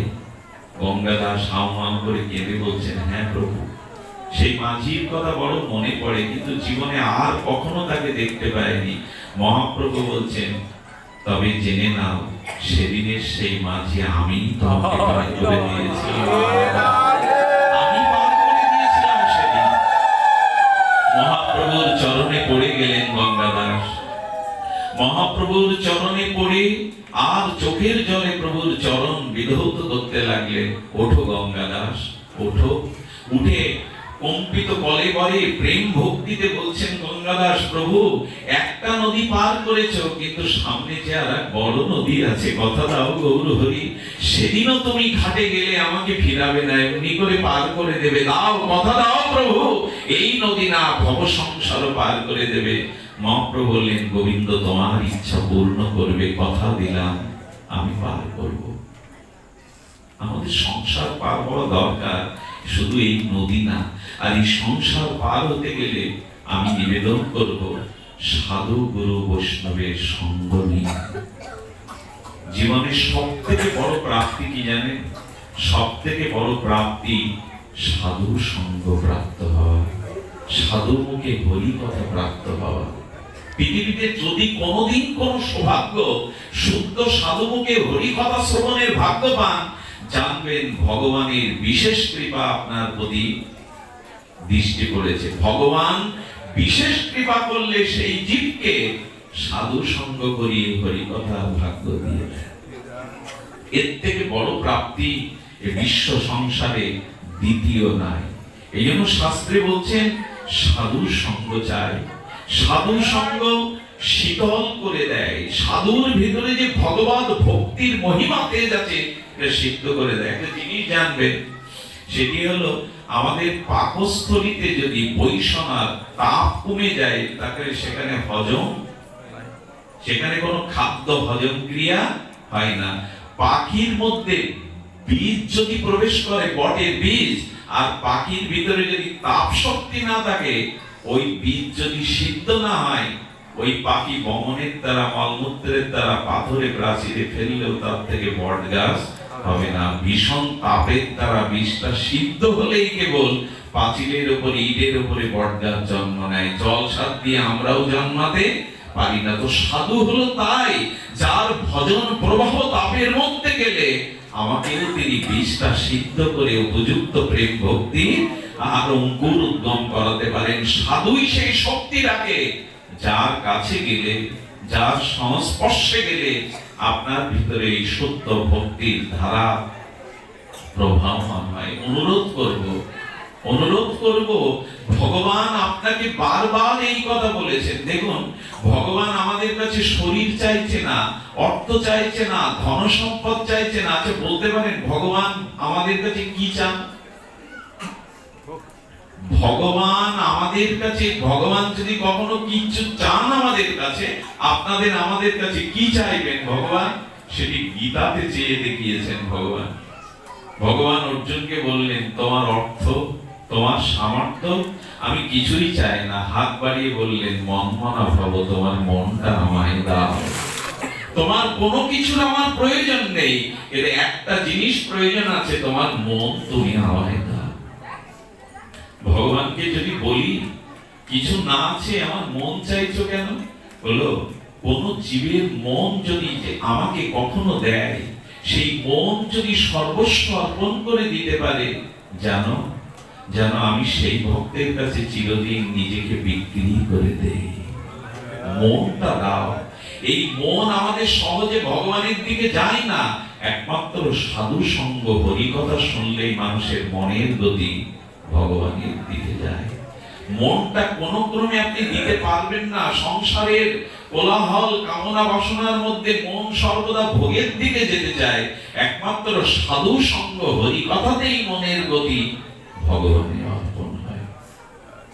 এখন দেখবেন, আমি নিজে দাবি করতে পারি না, আমার ভিতরে সাধুত্ব সিন্ধুতে বিন্দু পরিমাণও নেই, তবু দুটো শুষ্ক, এখানে বাঁশি বাজছে না, নৃত্য করছে না, আলোর ঝলকানি নেই, বেহালা বাজছে না, রাগরাগিনী হচ্ছে না, শুধু মুখের দুটো কথা শুনে আমরা কিছুক্ষণের জন্য মনে হয় সংসারের বোঝা মাথা থেকে আমাদের নেমে গেছে। মনে আমাদের কোনো অশুদ্ধ চিন্তা এখন আর আশ্রয় পাচ্ছে না। এটাই প্রমাণ করে সাধু সঙ্গ, হরি কথা ছাড়া মনের গতি ভগবানে অর্পিত হয় না।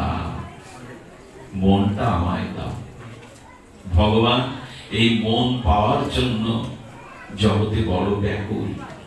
মনটা পাওয়ার জন্য জগতে ভগবান বড় ব্যাকুল। চেয়ে ফিরেছেন দাঁড়ে দাঁড়ে, কত অবতারে, কত কাঙালের মতো বলতে চেয়েছেন, মন আমায় দাও, মনটা আমায় দাও। এই মনটা দিতে না পারাই হলো মানুষের অভিশাপ। যাদেরকে মন দিয়েছেন স্ত্রী, পুত্র, সংসার, রূপ, যৌবন, ভোগ বিলাসে, এই মনটা সঠিক জায়গায় আমরা দেইনি। বিশ্বাস করুন, সংসারে আজ পর্যন্ত প্রকৃত কেউ সুখী হয়নি। সংসারটা সুখের জায়গাও নয়। ভগবান বলেছেন সংসার দুঃখালয়ম। একজন ব্যক্তি উঠে দাঁড়িয়ে বলুন না, আমি সংসারে চির শান্তিতে সুখে আছি, আমি তার পায়ে নিজেকে বিক্রি করে দেব। সংসারের কোন বস্তুর মধ্যে সুখ নাই। সংসারে স্ত্রী পুত্র যাকে মন দিয়েছেন প্রকৃত অর্থে, সেখান থেকেও আঘাত ছাড়া জীবনে প্রকৃত সুখ আসে না। গোবিন্দ বললেন সবাইকে মন দাও, কিন্তু ভুল করে আমাকে না দিয়ে, আমাকে আগে না দিয়ে অন্যকে মন দিতে যেও না, বড় ঠকে যেতে হবে। ও আমার থেকে ভালোবাসার মানুষের জগতে তোমার কেউ নেই। তুমি মন যদি দিতে চাও আগে আমাকে দাও, পরে অন্যকে দাও, না হলে বড় ভুল হয়ে যাবে। ভুল তো হয়েই গেছে। যাদের ভালোবেসেছি এরা ভালো আমাকে বাসে না। আচ্ছা, আপনি টাকা ভালোবাসেন, টাকা কখনো কাউকে ভালোবাসতে পারে? আপনি বাড়ি ভালোবাসেন, বাড়ি আপনাকে ভালোবাসতে পারে? একটু কথা বলুন। জমি আপনি ভালোবাসেন, জমি আপনাকে ভালোবাসে? কত বড় মূর্খ হলে, বোকা হলে, যাকে আমি ভালোবাসি অথচ সে আমাকে ভালোবাসে না। ভালোবাসাটা তাকেই দিয়েছি, কিন্তু যাকে সামান্য ভালোবাসা দিলে, যিনি সর্বস্ব বিক্রি করে দেন, তাকে ভালোবাসি। যাকে ভালোবাসলে যিনি সর্বস্ব দিয়ে দেন, তাকে ভালোবাসি। ভালোবাসার অধিকারীকে, যে আমাকে ভালোবাসে।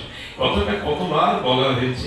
আচ্ছা, আপনি যখন বাড়ি গিয়ে ঘুমাবেন, আপনার স্ত্রী ঘুমিয়ে পড়েছে, মা ঘুমিয়ে পড়েছে, সন্তান ঘুমিয়ে পড়েছে, ভাই ঘুমিয়ে পড়েছে, একজন আপনাকে পাহারা দিচ্ছে, সে না ঘুমিয়ে। আপনার ভিতরে ভগবান বলছেন, ওরে সারাদিন পরিশ্রম করে সঙ্গ করে ঘুমা, আমি তোর বুকের মধ্যে, হৃদয়ের মধ্যে জেগে জেগে তোকে পাহারা দিচ্ছে, আমি ঘুমাবো। ভগবান বলছেন আমি যদি ঘুমিয়ে পড়ি, তোর ঘুমার কোনোদিনই। এমন একজন আপনকে দেখান না যে আমার শরীরকে ঘুম পাড়িয়ে নিজের হৃদয়ে জেগে থাকে। কেউ নেই। মাও ঘুমিয়ে পড়ে, স্ত্রীও ঘুমিয়ে পড়ে, বন্ধু ঘুমিয়ে পড়ে, সন্তান ঘুমিয়ে পড়ে, হৃদয়ের মধ্যে ভগবান জেগে জেগে বলেন তুমি ঘুমাও, আমি জেগে আছি, আমি ঘুমালে তোমার ঘুম আর কোনো কালে ভাঙবে না। এমন প্রিয়জনকে, এমন আপনজনকে আমরা ভুলে মনটাকে অন্যদের দিয়েছি। এটা অভিশাপ, এটা অভিশাপ। এই জন্য বৃন্দাবনবাসী যারা, যারা ব্রজবাসী, যারা গোপীগণ, তারা সংসার, স্ত্রী, পুত্র কাউকে মন না দিয়ে মনটা কৃষ্ণের ওই দিয়ে জানিয়ে গেল, দেখিয়ে গেল, আচরণ করে গেল। মন যদি কাউকে দিতে হয়, জানেন রাস রজনীতে গোবিন্দের মুরলীর ধ্বনিতে সেই শারদ চন্দ্র পবন মন্দে যমুনা পুলিনে শ্যাম সুন্দরের ভুবন মোহন বিশ্ব আকর্ষিত মুরলী বেজে উঠলে কিছু রমণী সন্তানকে দুধ খাওয়াচ্ছিল। সেই কোলে দুধ খাওয়ানো সন্তানকে বিছানায় ছুঁড়ে ফেলে ছুটে চলল। স্বামীকে বুকে নিয়েছিল অনেক স্ত্রী, স্বামীকে ঠেলে ফেলে তারা রক্ত দোয়ার খুলে চলে এলো। আর যারা গাবি দহন করছিল রাত্রে, অনেকেই গাবি দহন করে নিশীতে, সেই গাবি দহন কি করছে জানেন? গাবি দহন করতে করতে বাঁশি যেই কানে এলো, সঙ্গে সঙ্গে দহনের ভঙ্গিমা অভিনয় আছে, অথচ ছুটে চলেছে। কেউ কেউ বা ওই পূর্ণিমার রাত্রিতে গোবরগুলোকে ঘুটে দিচ্ছিল, এইভাবে ঘুটে দিচ্ছে কৃষ্ণ কৃষ্ণ বলে, বাঁশি বাজলো তো ঘুটে দেওয়ার অভিনয় আছে, ছুটে চলল। যমুনার জলগুলো যেদিকে যাচ্ছিল, মুরলী যেই শুনলো, সঙ্গে সঙ্গে যমুনার জল কৃষ্ণের মুরলীর ধ্বনি শুনে বিপরীত দিকে ছড়ল। পাখিগুলো যারা ঠোঁটে খাদ্য ছিল, তারা তাদের শাবকের মুখে দিতে গিয়ে ভুল হয়ে হা হয়ে আছে, আর তাদের শাবকের মুখে দেওয়াচ্ছে না। যে বাছুরগুলো মায়ের পাটে দুধ খাচ্ছিল, বাঁশি শোনার সাথে সাথে গাভীগুলো গোবিন্দের মুরলীর ধ্বনিতে কান্ন দিয়ে দিল। বাছুরের গালের দুধগুলো গাল শিবে পড়ে গেল, ভেতরে আর নেওয়া হলো না। যে লতা পাতাগুলো ছিল, তারা কি করলো? বৃক্ষকে জড়িয়ে না ধরে তার গোবিন্দকে জড়িয়ে ধরার জন্য ছুটে বাতাসে গোবিন্দের দিকে যেতে লাগলো। জগৎকে ভগবান দেখালেন, এই নাম আমাকে ভালোবাসা। কিছু স্ত্রীকে চুলির মুঠি ধরে, পুরুষ শাসিত সমাজ তো, চুলির মুঠি ধরে স্ত্রীকে ঘর দুয়ার বলে বলল, বাইরে যাওয়া হবে না, আমি পতি, আমার সেবা করো। যেই তাকে ঘরে রুদ্ধ করে দিল, প্রাণ আকুল করা প্রার্থনায় বলল, এরা তো ছবি, তুমি তো পরম পতি গোবিন্দ। যদি তোমাকে ভালোবেসে থাকি, এই দেহকেও আটকাতে পারে, আমার মনটাকে তো আটকাতে পারে না, আমার প্রাণ তো আটকাতে পারে না। গোপীরা ধ্যানস্থ হয়ে ওই মুহূর্তে দেহ ত্যাগ করে তাদের প্রাণ নিয়ে রাশি চলে গেল। এই ভালোবাসা গোপী দেখিয়ে গেল। সংসারকে ভালোবেসে কেউ কিছু পায়নি, সংসারকে ভালোবাসা দিতে নেই। সংসারকে কি দিতে হয়? বউ, ছেলে মেয়ে, স্ত্রী পুত্রকে ভালোবাসা দেব না, এটা একটা কথা হলো? ভাগবত বলে দিলেন তোমার ভিতরে দুটি জিনিস আছে, একটা হলো বিচার বুদ্ধি কর্তব্য, আর একটা হলো ভাব ভালোবাসা। এই দেওয়াটা ভুল হয়ে গেছে। আচ্ছা, গাড়ির ড্রাইভারকে গাড়ির খাদ্য দিলে বাঁচবে, তেল মোবিল দিলে বাঁচবে? আর ড্রাইভারের খাদ্য গাড়িকে দিলে গাড়ি চলবে না, জল অন্ন দিলে গাড়ি চলবে? তো বলছেন বুদ্ধি কর্তব্য বিবেক বিচার সংসারকে দাও, কিন্তু হৃদয়ের ভালোবাসাটা ভগবানকে দাও। আমি আবার বলি, কথাটা যেন ভুল না হয়, সংসারে কর্তব্য দিন, স্ত্রীর প্রতি, মাতৃর প্রতি, পিতার প্রতি, প্রতিবেশীর প্রতি, জগতের প্রতি যে কর্তব্য আছে, ওটা বিচারের দ্বারা বিবেকের দ্বারা কর্তব্যটা দিন, কিন্তু ভালোবাসাটা ভগবানকে দিন। এরা আমার আশ্রিত, এরা আমার স্ত্রী পুত্র কন্যা, এদের প্রতি আমার কর্তব্য করতে হবে, কিন্তু ভালোবাসাটা দিতে হবে ভগবানকে। এটাই ভুল হয়ে গেছে মা। ভালোবাসাটা সঠিক জায়গায় নিয়োগ করিনি আমরা, ভালোবাসাটা সঠিক জায়গায় দেয়নি। এই কথাটা মনে করিয়ে দেয় সাধুরায়, এই কথাটা স্মরণ করিয়ে দেয় ভগবান ভক্তরায়। যদি ভালোবাসো, রামপ্রসাদ বলে দিলেন, পৃথিবীর কেউ ভালো তো, আহা, এসব সঙ্গীত এখন আর বাজে না, পৃথিবীর কেউ ভালো তো বাসে না, এই পৃথিবী ভালোবাসিতে জানে না, ভালোবাসা ভগবানই জানেন। তাই আপনাদের নিবেদন করব, ভালোবাসাটা ভগবানকেই দিন। আপনারা জানেন অক্ষয় তৃতীয়া গেল গতকাল, তাই তো? এই অক্ষয় তৃতীয়ার একটা অক্ষয় তৃতীয়ার অনেকগুলো আমাদের বৈদিক সনাতন এবং আমাদের গৌরীয় বৈষ্ণবীয় ভাবধারার অনেকগুলো মহামহিমা এই অক্ষয় তৃতীয়াতে। তার মধ্যে একটা হলো চন্দন যাত্রা। আমার একটু লোভ হচ্ছে, ইচ্ছা হচ্ছে এই অক্ষয় তৃতীয়ার সাথে যেটি জড়িত চন্দন যাত্রা, আমরা সেই প্রসঙ্গে একটু লীলার কথা শ্রবণ করব। আপনারা শুদ্ধ ভক্ত, মরণী ভক্ত, আপনাদের কাছে ভক্ত ভগবানের লীলার কথা আস্বাদনীয়, রসময় হবে। শুনুন বাবা, আসতে কি বলা হয়েছে একটু লক্ষ্য করুন। বাবা তুমি বসো, লক্ষ্য করুন চন্দন যাত্রা। আমি আপনাদের শোনাতে যাচ্ছি আমাদের ভক্তি বৃক্ষের যিনি মূল, সেই ভক্তি বৃক্ষের মূল হলো, মূল কেন বলছি জানেন? মহাপ্রভুর শ্রী গুরুদেব হলেন ঈশ্বর পরিপাদ, আর ঈশ্বর পরিপাদের শ্রী গুরুপাদ পদ্ম হলেন মাধবেন্দ্র পরিপাদ। এই মাধবেন্দ্র পরিবারের শিষ্য আমাদের আবার অদ্বৈত আচার্য, নিত্যানন্দ আদি। অর্থাৎ আমাদের ভক্তি বা প্রেমের যে বৃক্ষ, তার মূল হলেন মাধবেন্দ্র পরিপাদ।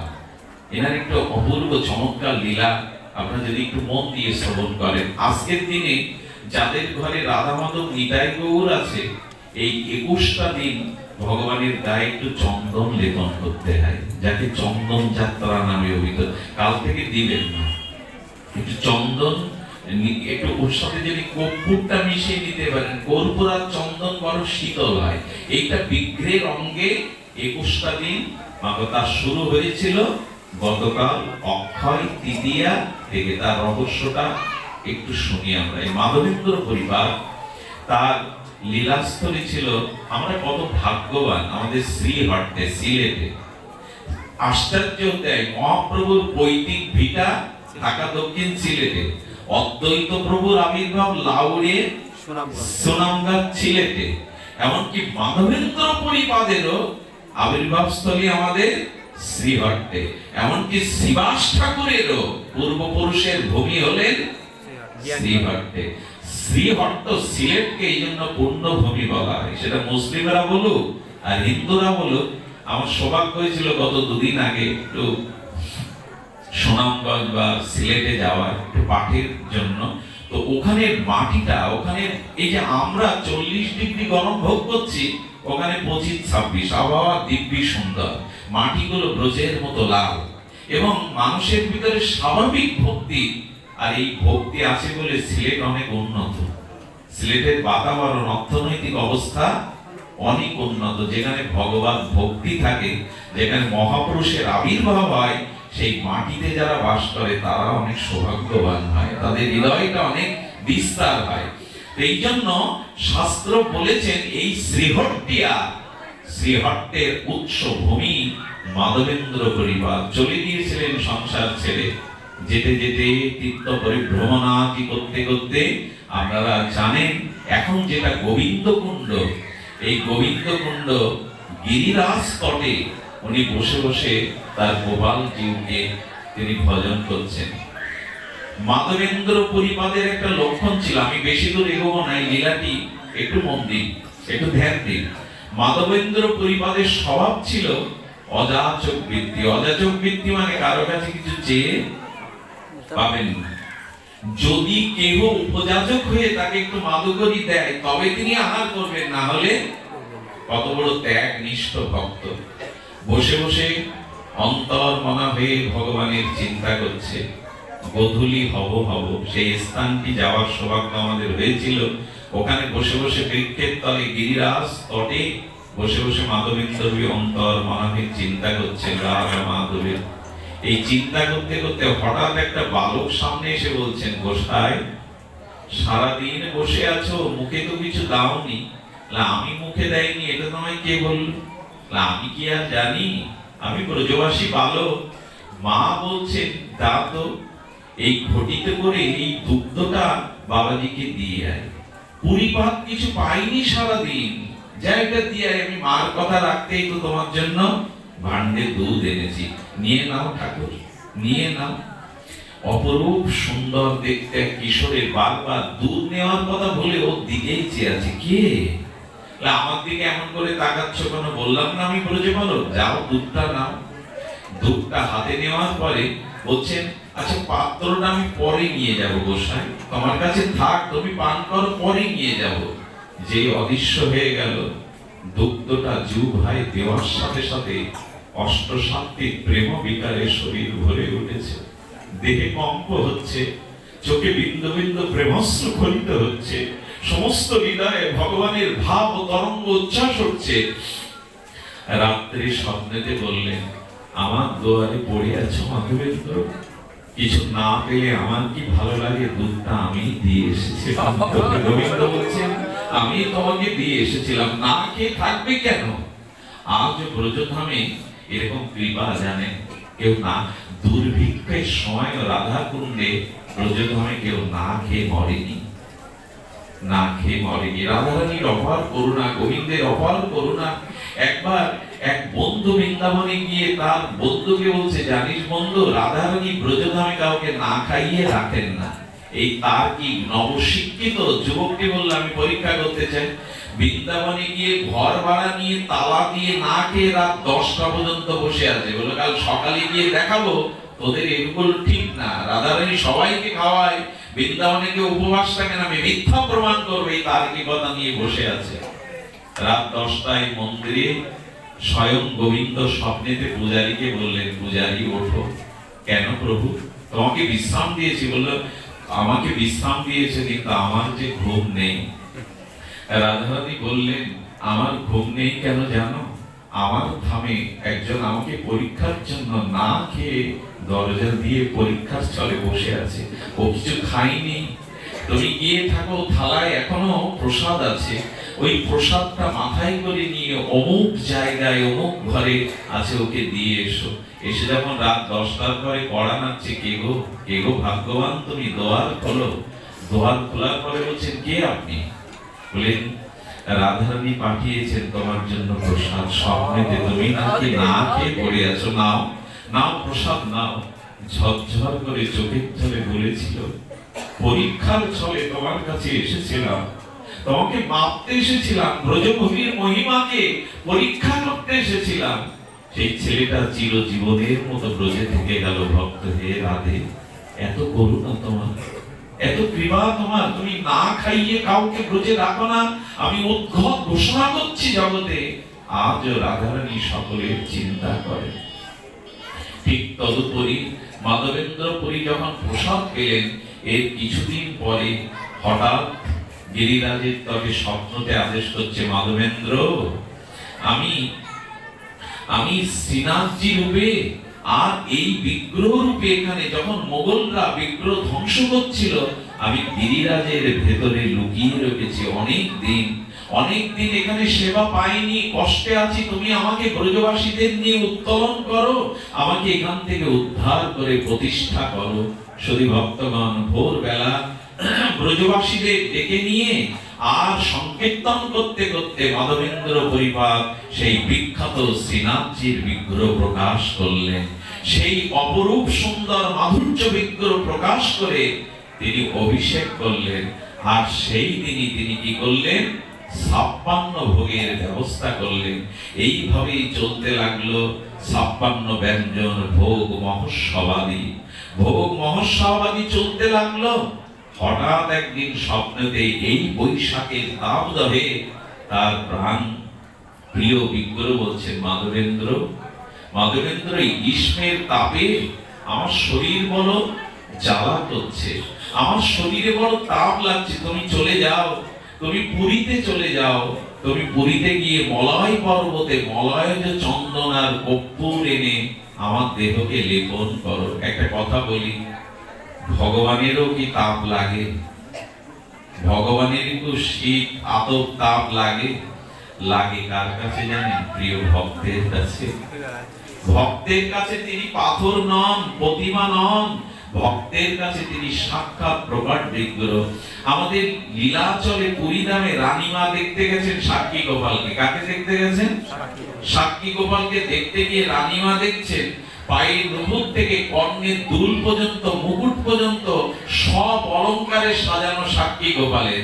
নাকের দিকে তাকিয়ে রানীমা বলছেন, নাকে যদি একটা ছিদ্র থাকতো আমি একটা মুক্তা পরিয়ে দিতাম, আরো মানাতো সাক্ষী গোপালকে, আরো মানাতো। যেই না প্রার্থনা করে কেঁদে ফেলেছে, তোমাকে একটা মুক্তা পারবো, নাকে যদি একটা ছিদ্র থাকতো। রাত্রে শুয়ে আছে, গোপাল মাতার কাছে এসে বলছেন, ও রানীমা, তুমি দূর থেকে দেখেছো, ভালো করে দেখতে পাওনি? মা যশোদা শিশুকালে আমার নাক ছিদ্র করে একটা মুক্তা পরিয়েছিল, সেই ছিদ্রটা আজও আছে, তুমি দূর থেকে দেখতে পাওনি। আচ্ছা, পাথরে ছিদ্র করেছিল যশোদা না গোপাল কি করেছিল? অর্থাৎ বিগ্রহতে আর ভগবানে কোনো পার্থক্য। এই তার প্রমাণ বলে নাসিকায় ছিদ্র আছে। রাত 2টোর সময় রাজাকে ডেকে তুলেছে রানীমা, ওঠো ওঠো, জীবনটা এতদিন বৃথা গেল, আজ বুঝি সফল হবে। মন্ত্রীকে ডাকো আর সিন্ধুকের চাবি খুলতে বলো, আমি ওর মধ্যে মুক্তা চাই। একটা নীল মুক্তা নিয়ে স্নান করে রাজার হাত ধরে পূজারী মন্দিরে গিয়ে বলছে, পূজারী ওঠো, রাত 2টো তখন। বলেন, মা মা এখন রাত 2টোর সময় কেন? কাল সকালে মঙ্গল আরতিতে দোয়ার খুলবো। বলে, দোয়ার খুলতে অনেক দেরি হয়ে গেছে, আসতেও অনেক দেরি হয়ে গেছে, সারাটা জীবন তার কাছে আসেনি, এখন দোয়ার খোলো। দোয়ার খুলে গিয়ে রানীমা দেখছেন সত্যি সত্যি নাসিকায় ছিদ্র আছে। আচ্ছা, ওই মুক্তাটা দেওয়ার সাথে সাথে এমন চলচল করছে, মুক্তাটা খাটলো কি করে? বড় হতে পারত? বলেন না, ভগবানকে ভালোবাসার জন্য যদি কিছু নিয়ে যান, ভগবান ভক্তের সেই বস্তুটা নিজের মতো করেই গ্রহণ করে। সেই মুক্তা আজও সাক্ষী গোপালের নাসিকায় আছে। কে বলে পাথর? কে বলে তাকে প্রতিমা? প্রতিমা নও তুমি, সাক্ষাৎ ব্রজেন্দ্র নন্দন। আপনাদের মনে আছে সাক্ষী গোপালের কথা? হ্যাঁ, এক ব্রাহ্মণ, সে বৃদ্ধ ব্রাহ্মণকে বৃন্দাবন ঘুরিয়েছে, সেবা করেছে। গোপাল মন্দিরের সামনে বুড়ো ব্রাহ্মণ বলল, বিজ্ঞ ব্রাহ্মণ, জ্যেষ্ঠ ব্রাহ্মণ বলল, তুমি আমাকে যেভাবে সেবা করেছো আমার ছোট কন্যাকে বাড়ি গিয়ে তোমার হাতে সম্প্রদান করব। বুড়ো এসে ছেলেদের বলছে, ছেলেটা বড় ভক্ত ছেলে, কথা দিয়েছি তোদের ভগ্নিকে ওর হাতে সম্প্রদান করব। বলে বাবা, ওই ভিটে মাটি ভিটে নেই, কামাল হয়ে ঘুরে বেড়ায়, আমাদের বোনকে ওকে দেবো কেন? তুমি বলো, এই কথা আমি বলি। ভক্তেরকে বিয়ে করার সাথ। বলে গোপালের সামনে বলেছে, উনি যদি মিথ্যা বলেন ওনার অন্যায় হবে, পাপ হবে, আমার কারণে একটা মানুষ পাপে পতিত হবে। ও না খেয়ে না দিয়ে 36 কিলোমিটার দৌড়ে হেঁটে গিয়ে গোপালের মন্দিরে গিয়ে বলছে, প্রভু সাক্ষী দিতে চলো। আহা, এদের কাছে পাথর না, এদের কাছে সাক্ষাৎ ভগবান। নাহলে কেউ বলে সাক্ষী দিতে চলো। তখন বলছে, তুমি আমাকে ভোলাবে না, কারণ গীতাতে তুমি বলেছো সর্বাদি সাক্ষী হতাম, জীবের সব কর্মের সাক্ষী আমি। চলো। ভগবান তখন দেখলেন এই সরল হৃদয়ের কাছে ধরা দিয়ে, ওরে বিগ্রহ কখনো পায়ে হেঁটে সাক্ষী দিতে যায় রে বেটা? হ্যাঁ, ভগবানকে হেসে একগাল এসে এই সরল যুবক বলছেন, যে কথা বলতে পারে সে হাঁটতেও পারে, কথা না বললে ভালো করতে। আসলে ওখানে তো বলবে, ও বিগ্রহ পাথর মনে করে না, ধাতু মনে করে না, ওখানে সচ্চিদানন্দের খেলা চলছে। এই জন্য আপনি আমি বললে একটা আঙুল নাড়াতে পারবো, হাঁটা তো পড়ে বড়, ওখানে আমাদের সচ্চিদানন্দের ভক্তি নাই। ওর পেছনে পেছনে 36 কিলোমিটার সাক্ষী দিতে এসেছিলেন, তবে বলেছিলেন পেছনে ফিরে তাকাবি না, আমি এখন তোকে দর্শন দেব না। বলে তুমি যে আমার পেছনে আসছো বুঝবো কি করে? বলে আমার পায়ের রুরুঝুনো নূপুরের দিব্য ধ্বনি শুনতে পাবি কানে। খবরদার, পেছনে তাকাতে গেলে কিন্তু আমি এখন তোকে দর্শন। আচ্ছা, গ্রামের কাছে চলে এসেছে, 1 কিলোমিটার মতো বাকি। গোবিন্দ যদি নূপুরের ধ্বনি তুলে কারো পিছনে চলে, লোভ হয় না একবার দেখতে? যেই পেছনে তাকিয়েছে, বিগ্রহ দাঁড়িয়ে গেছে।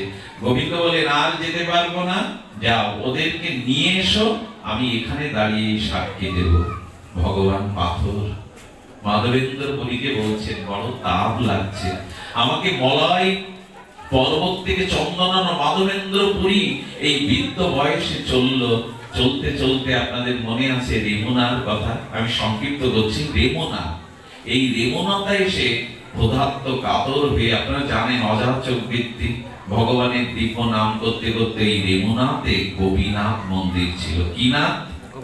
গোপীনাথের মন্দির, সাক্ষাৎ বিগ্রহ। আর ওই বিগ্রহের দর্শনের তার লালসা ছিল। বিগ্রহ দেখলেন, নৃত্য করলেন, আনন্দ করলেন, হরিনাম করলেন। আর ওই মন্দিরে 12 খুলি ক্ষীর দেয়া হতো গোপীনাথের ভোগে, বড় বিখ্যাত সেই ক্ষীরের প্রসাদের মহিমা। কিন্তু উনি তো অযাচক বৃত্তি, চাইতে পারেন না। উনি একটু জঙ্গলের কাছে এসে গাছতলায় বসে, দেখুন ভক্ত কাকে বলে, সময়টা কাজে লাগাচ্ছে ভজনে, দিব্য ভগবানের নাম স্মরণ মনন করে চলেছেন। রাত্রি, মধ্যরাত্রি, গোপীনাথের চোখে ঘুম নাই, ভগবানের চোখে ঘুম নাই। কেন জানেন?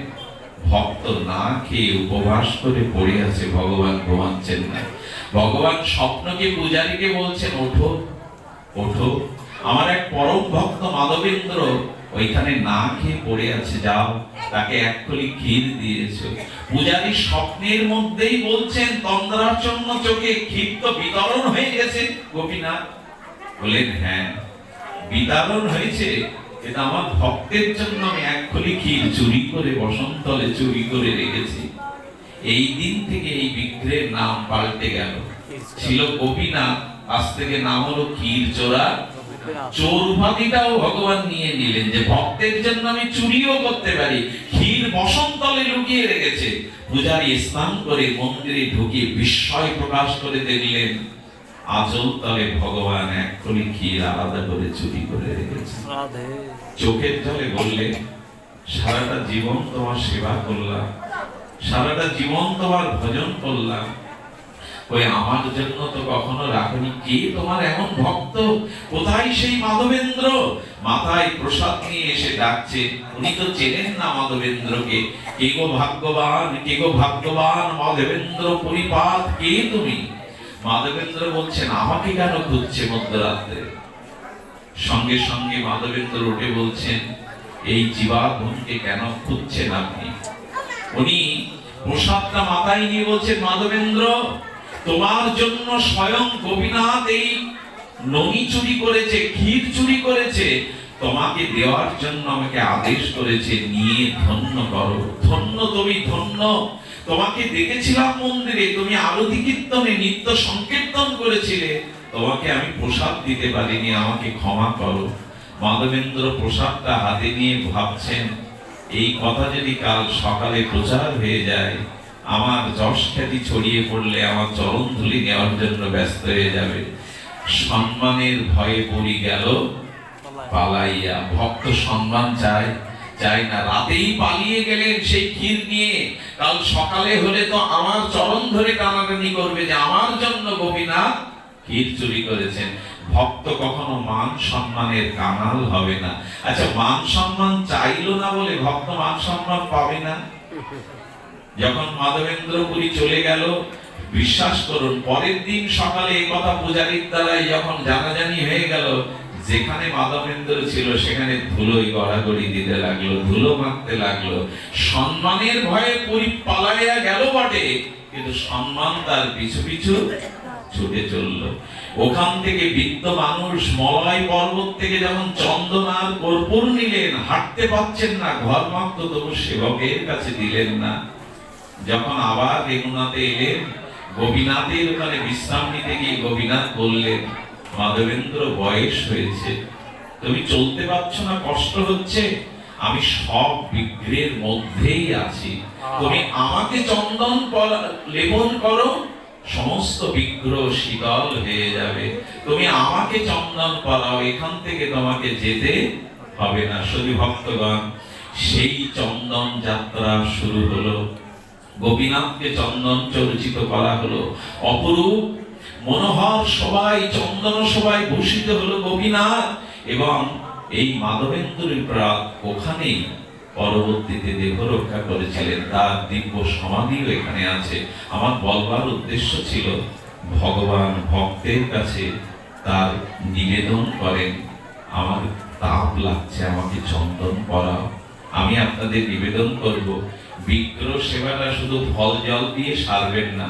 বিগ্রহের সামনে মাঝে মাঝে মুখে চোখে তাকিয়ে বলবেন, বলো তো ঠাকুর, আজ তোমার কি পোশাক পরতে ইচ্ছা করছে, বলো তো তোমার কি সেবা করতে ইচ্ছা করছে, জিজ্ঞাসা করবেন। যদি বলেন আমি যে তাকে ভোগরাগ দিলাম, উনি গ্রহণ করেছি কিনা বুঝবো কি করে, উনি তো কথা বলেন না। একটা উপায় আছে, যেদিন তাকে সিঙ্গার করবেন, ভোগরাগ দেবেন, ওদিন গ্রহণ করেছি কিনা বুঝবার মাপকাঠি হলো, বিগ্রহের দিকে তাকিয়ে দেখবেন তার মুখটা হাসি হাসি মনে হচ্ছে, ঠোঁটের কোণে হাসি ফুটে উঠেছে, জানবেন জানবেন তিনি আজ আপনার সেবা গ্রহণ করেছেন। জানবেন আজ আপনার দেওয়া মনের সমস্ত বস্তু তিনি গ্রহণ করেছেন। মুখটা হাসি দেখাবে, দেখবেন মৃদুমন্দ ভাবে তিনি হাসতেন। ভগবান ভক্তের ভক্তির দ্রব্যের কাছে কত কাল।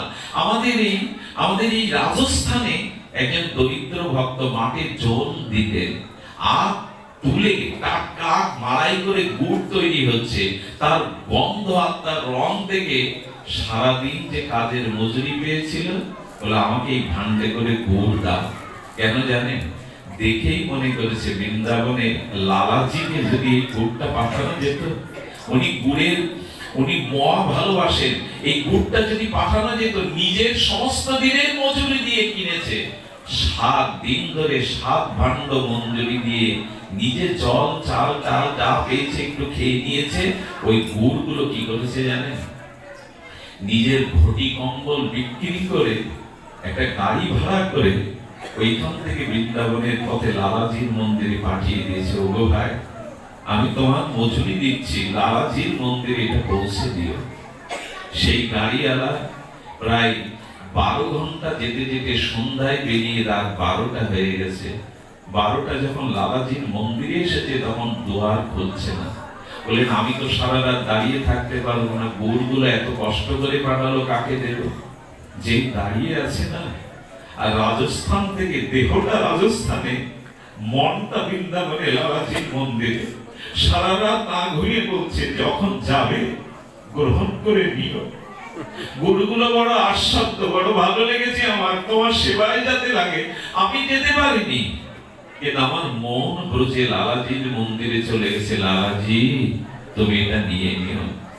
লালাজি চিন্তা করলেন, গুড়গুলো যদি আমায় না দিয়ে ফিরে যায়, ভক্তের ভক্তির কাছে যে আমি চিরদিন বিক্রি, ভক্ত পরাধীন আমি, এই কথাটা মিথ্যা হয়ে যাবে। লালাজির মন্দির থেকে লালাজি বেরিয়েছে হাঁটিয়াটি পায়ে, এ কোনো মিথ্যা সংবাদ নয়। পূজারীকে এসে ডাকছে, পূজারী, পূজারী ওঠো, ঘুম থেকে ওঠো। পূজারী চমকে ওঠে, সামনে দেখে লালাজি দাঁড়িয়ে। লালা, তুমি এই রাত 12টায় তুমি মন্দির থেকে কি জন্য? বলে, বাইরে গিয়ে ওই গুড়গুলো নিয়ে এসো, ভেতরে আমার এক ভক্ত গুড় পাঠিয়েছে। রাত 12টায় কে গুড় পাঠিয়েছে, কার গুড় না জেনে তুমি আমাকে, যাও মন্দিরের ভেতরে যাও। এরা তো সাক্ষাৎ ভগবানকে সেবা করেন, প্রতিমা না। ভেতরে যাও, সকালে এরকম গুড় অনেক পাওয়া যাবে। হাত জোর করে লালা বললেন, গুড় বৃন্দাবনে অনেক পাওয়া যাবে, কিন্তু ওর মধ্যে যে ভক্তিটা মিশানো আছে ওটা পাওয়া যাবে না। ওটা তুমি, ও গুড়ের মধ্যে ওর ঘাম ঝরা, ওর সমস্ত ভালোবাসা মিশিয়ে পাঠিয়েছে। ওই গুড় আমার এখনই চাই, এখনই মালপোয়া করে আমাকে খাওয়াতে হবে, যাও নিয়ে আসো। পূজারী ধন্য করছে, কে তুমি? কে লালাজিকে বশ করেছে এত দূর থেকে? স্নান করলেন, মন্দির দুয়ার খুললেন, গাড়িওয়ালা থেকে গুড়ের ভাণ্ডগুলো নিয়ে ভান্ডার ঘরে রেখে বলছে, লালা ঘুমা। যেই না দরজা দিয়ে দিয়েছে, আবার লালা উঠে এসে মাথার কাছে যাচ্ছে, ওঠো ওঠো পূজারী। আবার কি হলো? গুড় তো নামিয়ে নিয়েছি। গুড়ের গন্ধটা আমাকে মাতাল করছে, আমাকে পাগল করছে। এই মুহূর্তে তুমি দুটো মালপোয়া তৈরি করে আমাকে দাও। ভক্তের দেওয়া বস্তুতে ভগবানের এতটা লোভ, ওটা সকাল পর্যন্ত যাওয়ার তার তর্স হয়েছে না। আমাকে এখনই মালপোয়া তৈরি করে, মালপোয়াটা এরকম গোল করে মিষ্টান্ন দ্বারা তৈরি করা, এটা দিয়ে দাও। পূজারী বললেন, ধন্য তুমি। আরে আমি এখন পারবো না, সারা জীবন খাটিয়ে নিয়ে এখন রাত 12টায় তোমার জন্য, সকালে যাবো, যাও চলে যাও, আমার এখনই চাই। আমি পারবো না, দুয়ার দিয়ে দিলে। আমি গল্প শোনাচ্ছি না, ভক্তমান চরিত্রে পড়ে নেবেন। লালাজি কি করেছে জানেন? ভগবান তো কখনো ভোগ তৈরি করেনি, করে তার ভক্তরা। লালাজি নিজে উঠে আটা নিয়েছেন, আটাটা পাকিয়ে গুড়ের সাথে মিশিয়ে যখন কড়াইতে দিয়েছেন, তখন ওই গুড়ের গন্ধটা পূজারীর না। কে তৈরি করছে মালপোয়া? আমি তো ঘুমিয়ে, মন্দিরে তো কেউ নেই।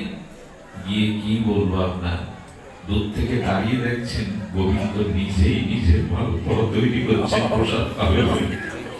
সহ্য হয়নি জানেন, আগুনে পড়ে তার বিগ্রহ লালা যখন তৈরি করছে, হাত ধরে উঠে বলছে, কি করছো তুমি? আমি বলেছি বলে তুমি করবে? তুমি আগুনে পড়ে করবে? এর দেহ যৌবন তো তোমার সেবার জন্য দেয়া, তুমি তো রাজি হওনি। আমার যে বিভাষা জেগেছে, লোভ জেগেছে ভক্তের এই বস্তু পাওয়ার জন্য।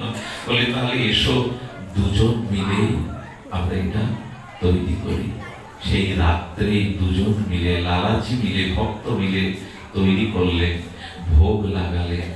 সেই প্রসাদ পেয়ে ভগবানের যেমন শান্তি, আর ওই ভগবান প্রসাদ পাওয়াতে তার হৃদয়ে অলক্ষ্যে পৌঁছে গেল পরমানন্দ শান্তি। বলবার শুরু উদ্দেশ্য এই, ভগবানের সেবা, ভক্তের সেবা, এর মধ্যেই জীবনের পরিপূর্ণতা আছে। সদ্গুরুদেবের চরণাশ্রয়, হরিনাম, সাধু সঙ্গের উদ্দেশ্য একটাই, সেটা হলো সেবা অভিলাষ। কবে তোমায় সেবা করতে পারবো, কবে তোমায় ফুলমালা চন্দনে চর্চিত করতে পারবো। আর এই ইচ্ছাটা, এই অভিলাষটা নিয়ে চলুন আমরা ঘরে ফিরে যাই, শশস্থানে ফিরে যাই। সেই অভিলাষটা হলো এই, রাধা কৃষ্ণ প্রাণমোর যুগল কিশোর, জীবনে মরণে গতি আর নাহি মোর। নরোত্তম ঠাকুর বললেন, রাধা কৃষ্ণ প্রাণমোর যুগল কিশোর, জীবনে মরণে গতি আর নাহি মোর। কালিন্দির কুলে গেলি কদম্বের বন, রতন বেদির পরে বসাবো দুজন। এসব মনে স্বাদ হয়তো আপনার আমার, সেই যমুনা পুলিনে কদম্ব বনে দুটো স্বর্ণ বেদির উপরে শ্যাম শ্যামাকে রাধা মাধবকে বসাবো মনে মনে। বৃন্দাবনে যাওয়া দরকার নেই, মনে মনে এখানে বসে ওই কল্পনা করুন। আর শ্যাম গৌরী অঙ্গে দিব সোয়া চন্দন গন্ধ। রাধা মাধব বসে আছেন, মনে মনে ভাবছেন ওদের অঙ্গে চন্দন গন্ধ দিচ্ছেন সুগন্ধি, যাতে রাধা মাধবের শ্রীঅঙ্গ বসনতে শ্যাম গৌরী অঙ্গে দিব সোয়া চন্দন গন্ধ। আর অধরে তুলিয়া দিব, হ্যাঁ, চামর ঢোলাবে কব হেরি মুখ চন্দ্র। আমি বিজন কবে বাতাস করব, সেই চামর দিয়ে কবে তোমাদের বিজন করব, আর বিজন করতে করতে তোমাদের মুখটা কবে দেখব। তারও গোবিন্দকে বাতাস করছে, শ্যামসুন্দরকে বাতাস করছে। এই বাতাস করতে করতে গোবিন্দ সুখ পাচ্ছেন। গোবিন্দের বদনের দিকে তাকিয়ে তার অপরূপ মনোভার, সুন্দর বদন দেখে তারকের চোখে জল, প্রেম এসে গেছে। আর প্রেম কাঁপতে কাঁপতে পাখা পড়ে গেছে। যেই পাখা পড়ে গেছে তারক নিজের গালে চপাটাঘাত করে বললেন, প্রেম তুই কেন এলি? প্রেম কেন তুই এলি? প্রেম যদি বলছে আমি আসবো না গোবিন্দ দর্শন করে, চোখে জল আসবো না, তখন বলছেন দারুক, প্রেম তুই এলে যে সেবা বাধা হয়ে পড়ে। আশ্চর্য কথা, ভক্তের ভেতরে যদি প্রেম এসে ভগবানের সেবা বাধা দেয়, ভক্ত বলছেন এই প্রেমে আমার নিজের আনন্দ দরকার নেই। প্রেম এসে তো তোমার সেবা বঞ্চিত হয়ে গেল। এই জন্য প্রেমানন্দ যদি সেবানন্দে বাঁধে, সেই প্রেমানন্দ ভক্তের হয় মহাক্রোধে। এরকম পয়ার পৃথিবীতে কোন গ্রন্থে লেখা হয়নি চৈতন্য চরিতামৃত ছাড়া। ভক্ত ভগবানকে দেখে প্রেম এসে যদি তার চোখে জল আসে, অঙ্গ কাঁপে, আর তাতে যদি সেবা বন্ধ হয়ে যায়, ভক্ত প্রেমকে আঘাত করে বললেন, প্রেম কেন এলে, কেন সেবা করতে দিলে না? তো হেম গৌরী অঙ্গে দিব সোয়া চন্দন গন্ধ, আর চামর ঢোলাবে কবে হেরি মুখ চন্দ্র। মালতীর মালাগাতি পরব দোহার গলে। পরিয়েছি তো মনে মনে কোনদিন? ঠাকুরের সামনে বসে মনে মনে বৃন্দাবনে চলে যাবেন, মনে মনে মালা গাঁথবেন, চন্দন চরিত্রিত করে রাধা শ্যাম সুন্দরের গলায়। রাধা মনে মনেও দিতে যদি অলসতা হয়, তার কবে হবে আমাদের? হ্যাঁ, মালতীর মালাগাতি পরব দোহার গলে, অধরে তুলিয়া দিব কর্পূর তাম্বুলে। কবে সুগন্ধি আর তাম্বুল সেজে রাধারানীর মুখপদ্মে দিই। এক বাবাজি প্রতিদিন মনে মনে রাধারানীকে সেবার পরে তাম্বুল দিতেন। তাম্বুল মানে পান সেজে দিতেন। তো তাম্বুল দিচ্ছেন 12 বছর ধরে। ভক্তরা বলছে, বাবা রাধারানীকে তাম্বুল দিলেন 12 বছর, তো তার প্রসাদ পেয়েছেন? রাধারানী প্রসাদটা পেয়ে তোমাকে প্রসাদ দিয়েছে? শুনুন মন দিয়ে, এদিকে তাকান। রাধারানীর কাছে বলছেন আঁচল পেতে, সাদা আঁচল পেতে বলছেন, রাধে 12টা বছর তোমাকে তাম্বুল দিলাম, তুমি এই চর্বিত তাম্বুলের পিস মানে একটু লালা, এই লাল লালা এতে ফেলো তো রাধারানী। এরা আঁচল পেতেছে। কি বলবো আপনাদের, মুহূর্তের মধ্যে তার সাদা কাপড়টা প্রসাদী দিব্য গন্ধে রাঙা হয়ে গেল। ওই যে তাম্বুলের চর্বিত যে রস, লাল রস, ওইটা রাধারানীর অধমমানিত দিয়ে দিল। ধন্য ধন্য করে সুগন্ধ পেয়ে ভক্তরা বলল, বাবা সত্যিই তো রাধারানী আপনার তাম্বুল প্রসাদী করে দিয়েছেন, এ ভজন মিথ্যা নয়। এই জন্য অধরে তুলিয়া দিব কর্পূর তাম্বুলে। আর কি বলছে, ললিতা বিশাখা আজি যত সখী বৃন্দ, আজ্ঞাই করিব সেবা চরণার বৃন্দ। এটাই ভজন। ললিতা বলবেন যা বাতাস কর, ললিতা বলবেন যা ফুল তুলে আয়। আমি ললিতা বিশাখার কথা মতো শ্যাম শ্যামার জন্য ফুল তুলে আনবো, মালা গাঁথবো। আর কি বলেছেন, শ্রীকৃষ্ণ চৈতন্য প্রভু দাসের অনুদাস, নরোত্তম দাস মাগে সেবা অভিলাষ। আজ এইটুকুই, আমরা যেন ভগবানকে সেবা করতে পারি, ভক্তকে সেবা করতে পারি। যে মানুষটা শুরু থেকে প্রায় 1-1.5 ঘন্টায় পাকা দিয়ে বাতাস করছেন, আমি ওনার আবেগ দেখে, চোখে জল থেকে বিমোহিত হয়েছি। যে কতদিন উনি কথা বলেছেন পাঠের জন্য, আপনাদের চরণধরি পাওয়ার জন্য, ওনার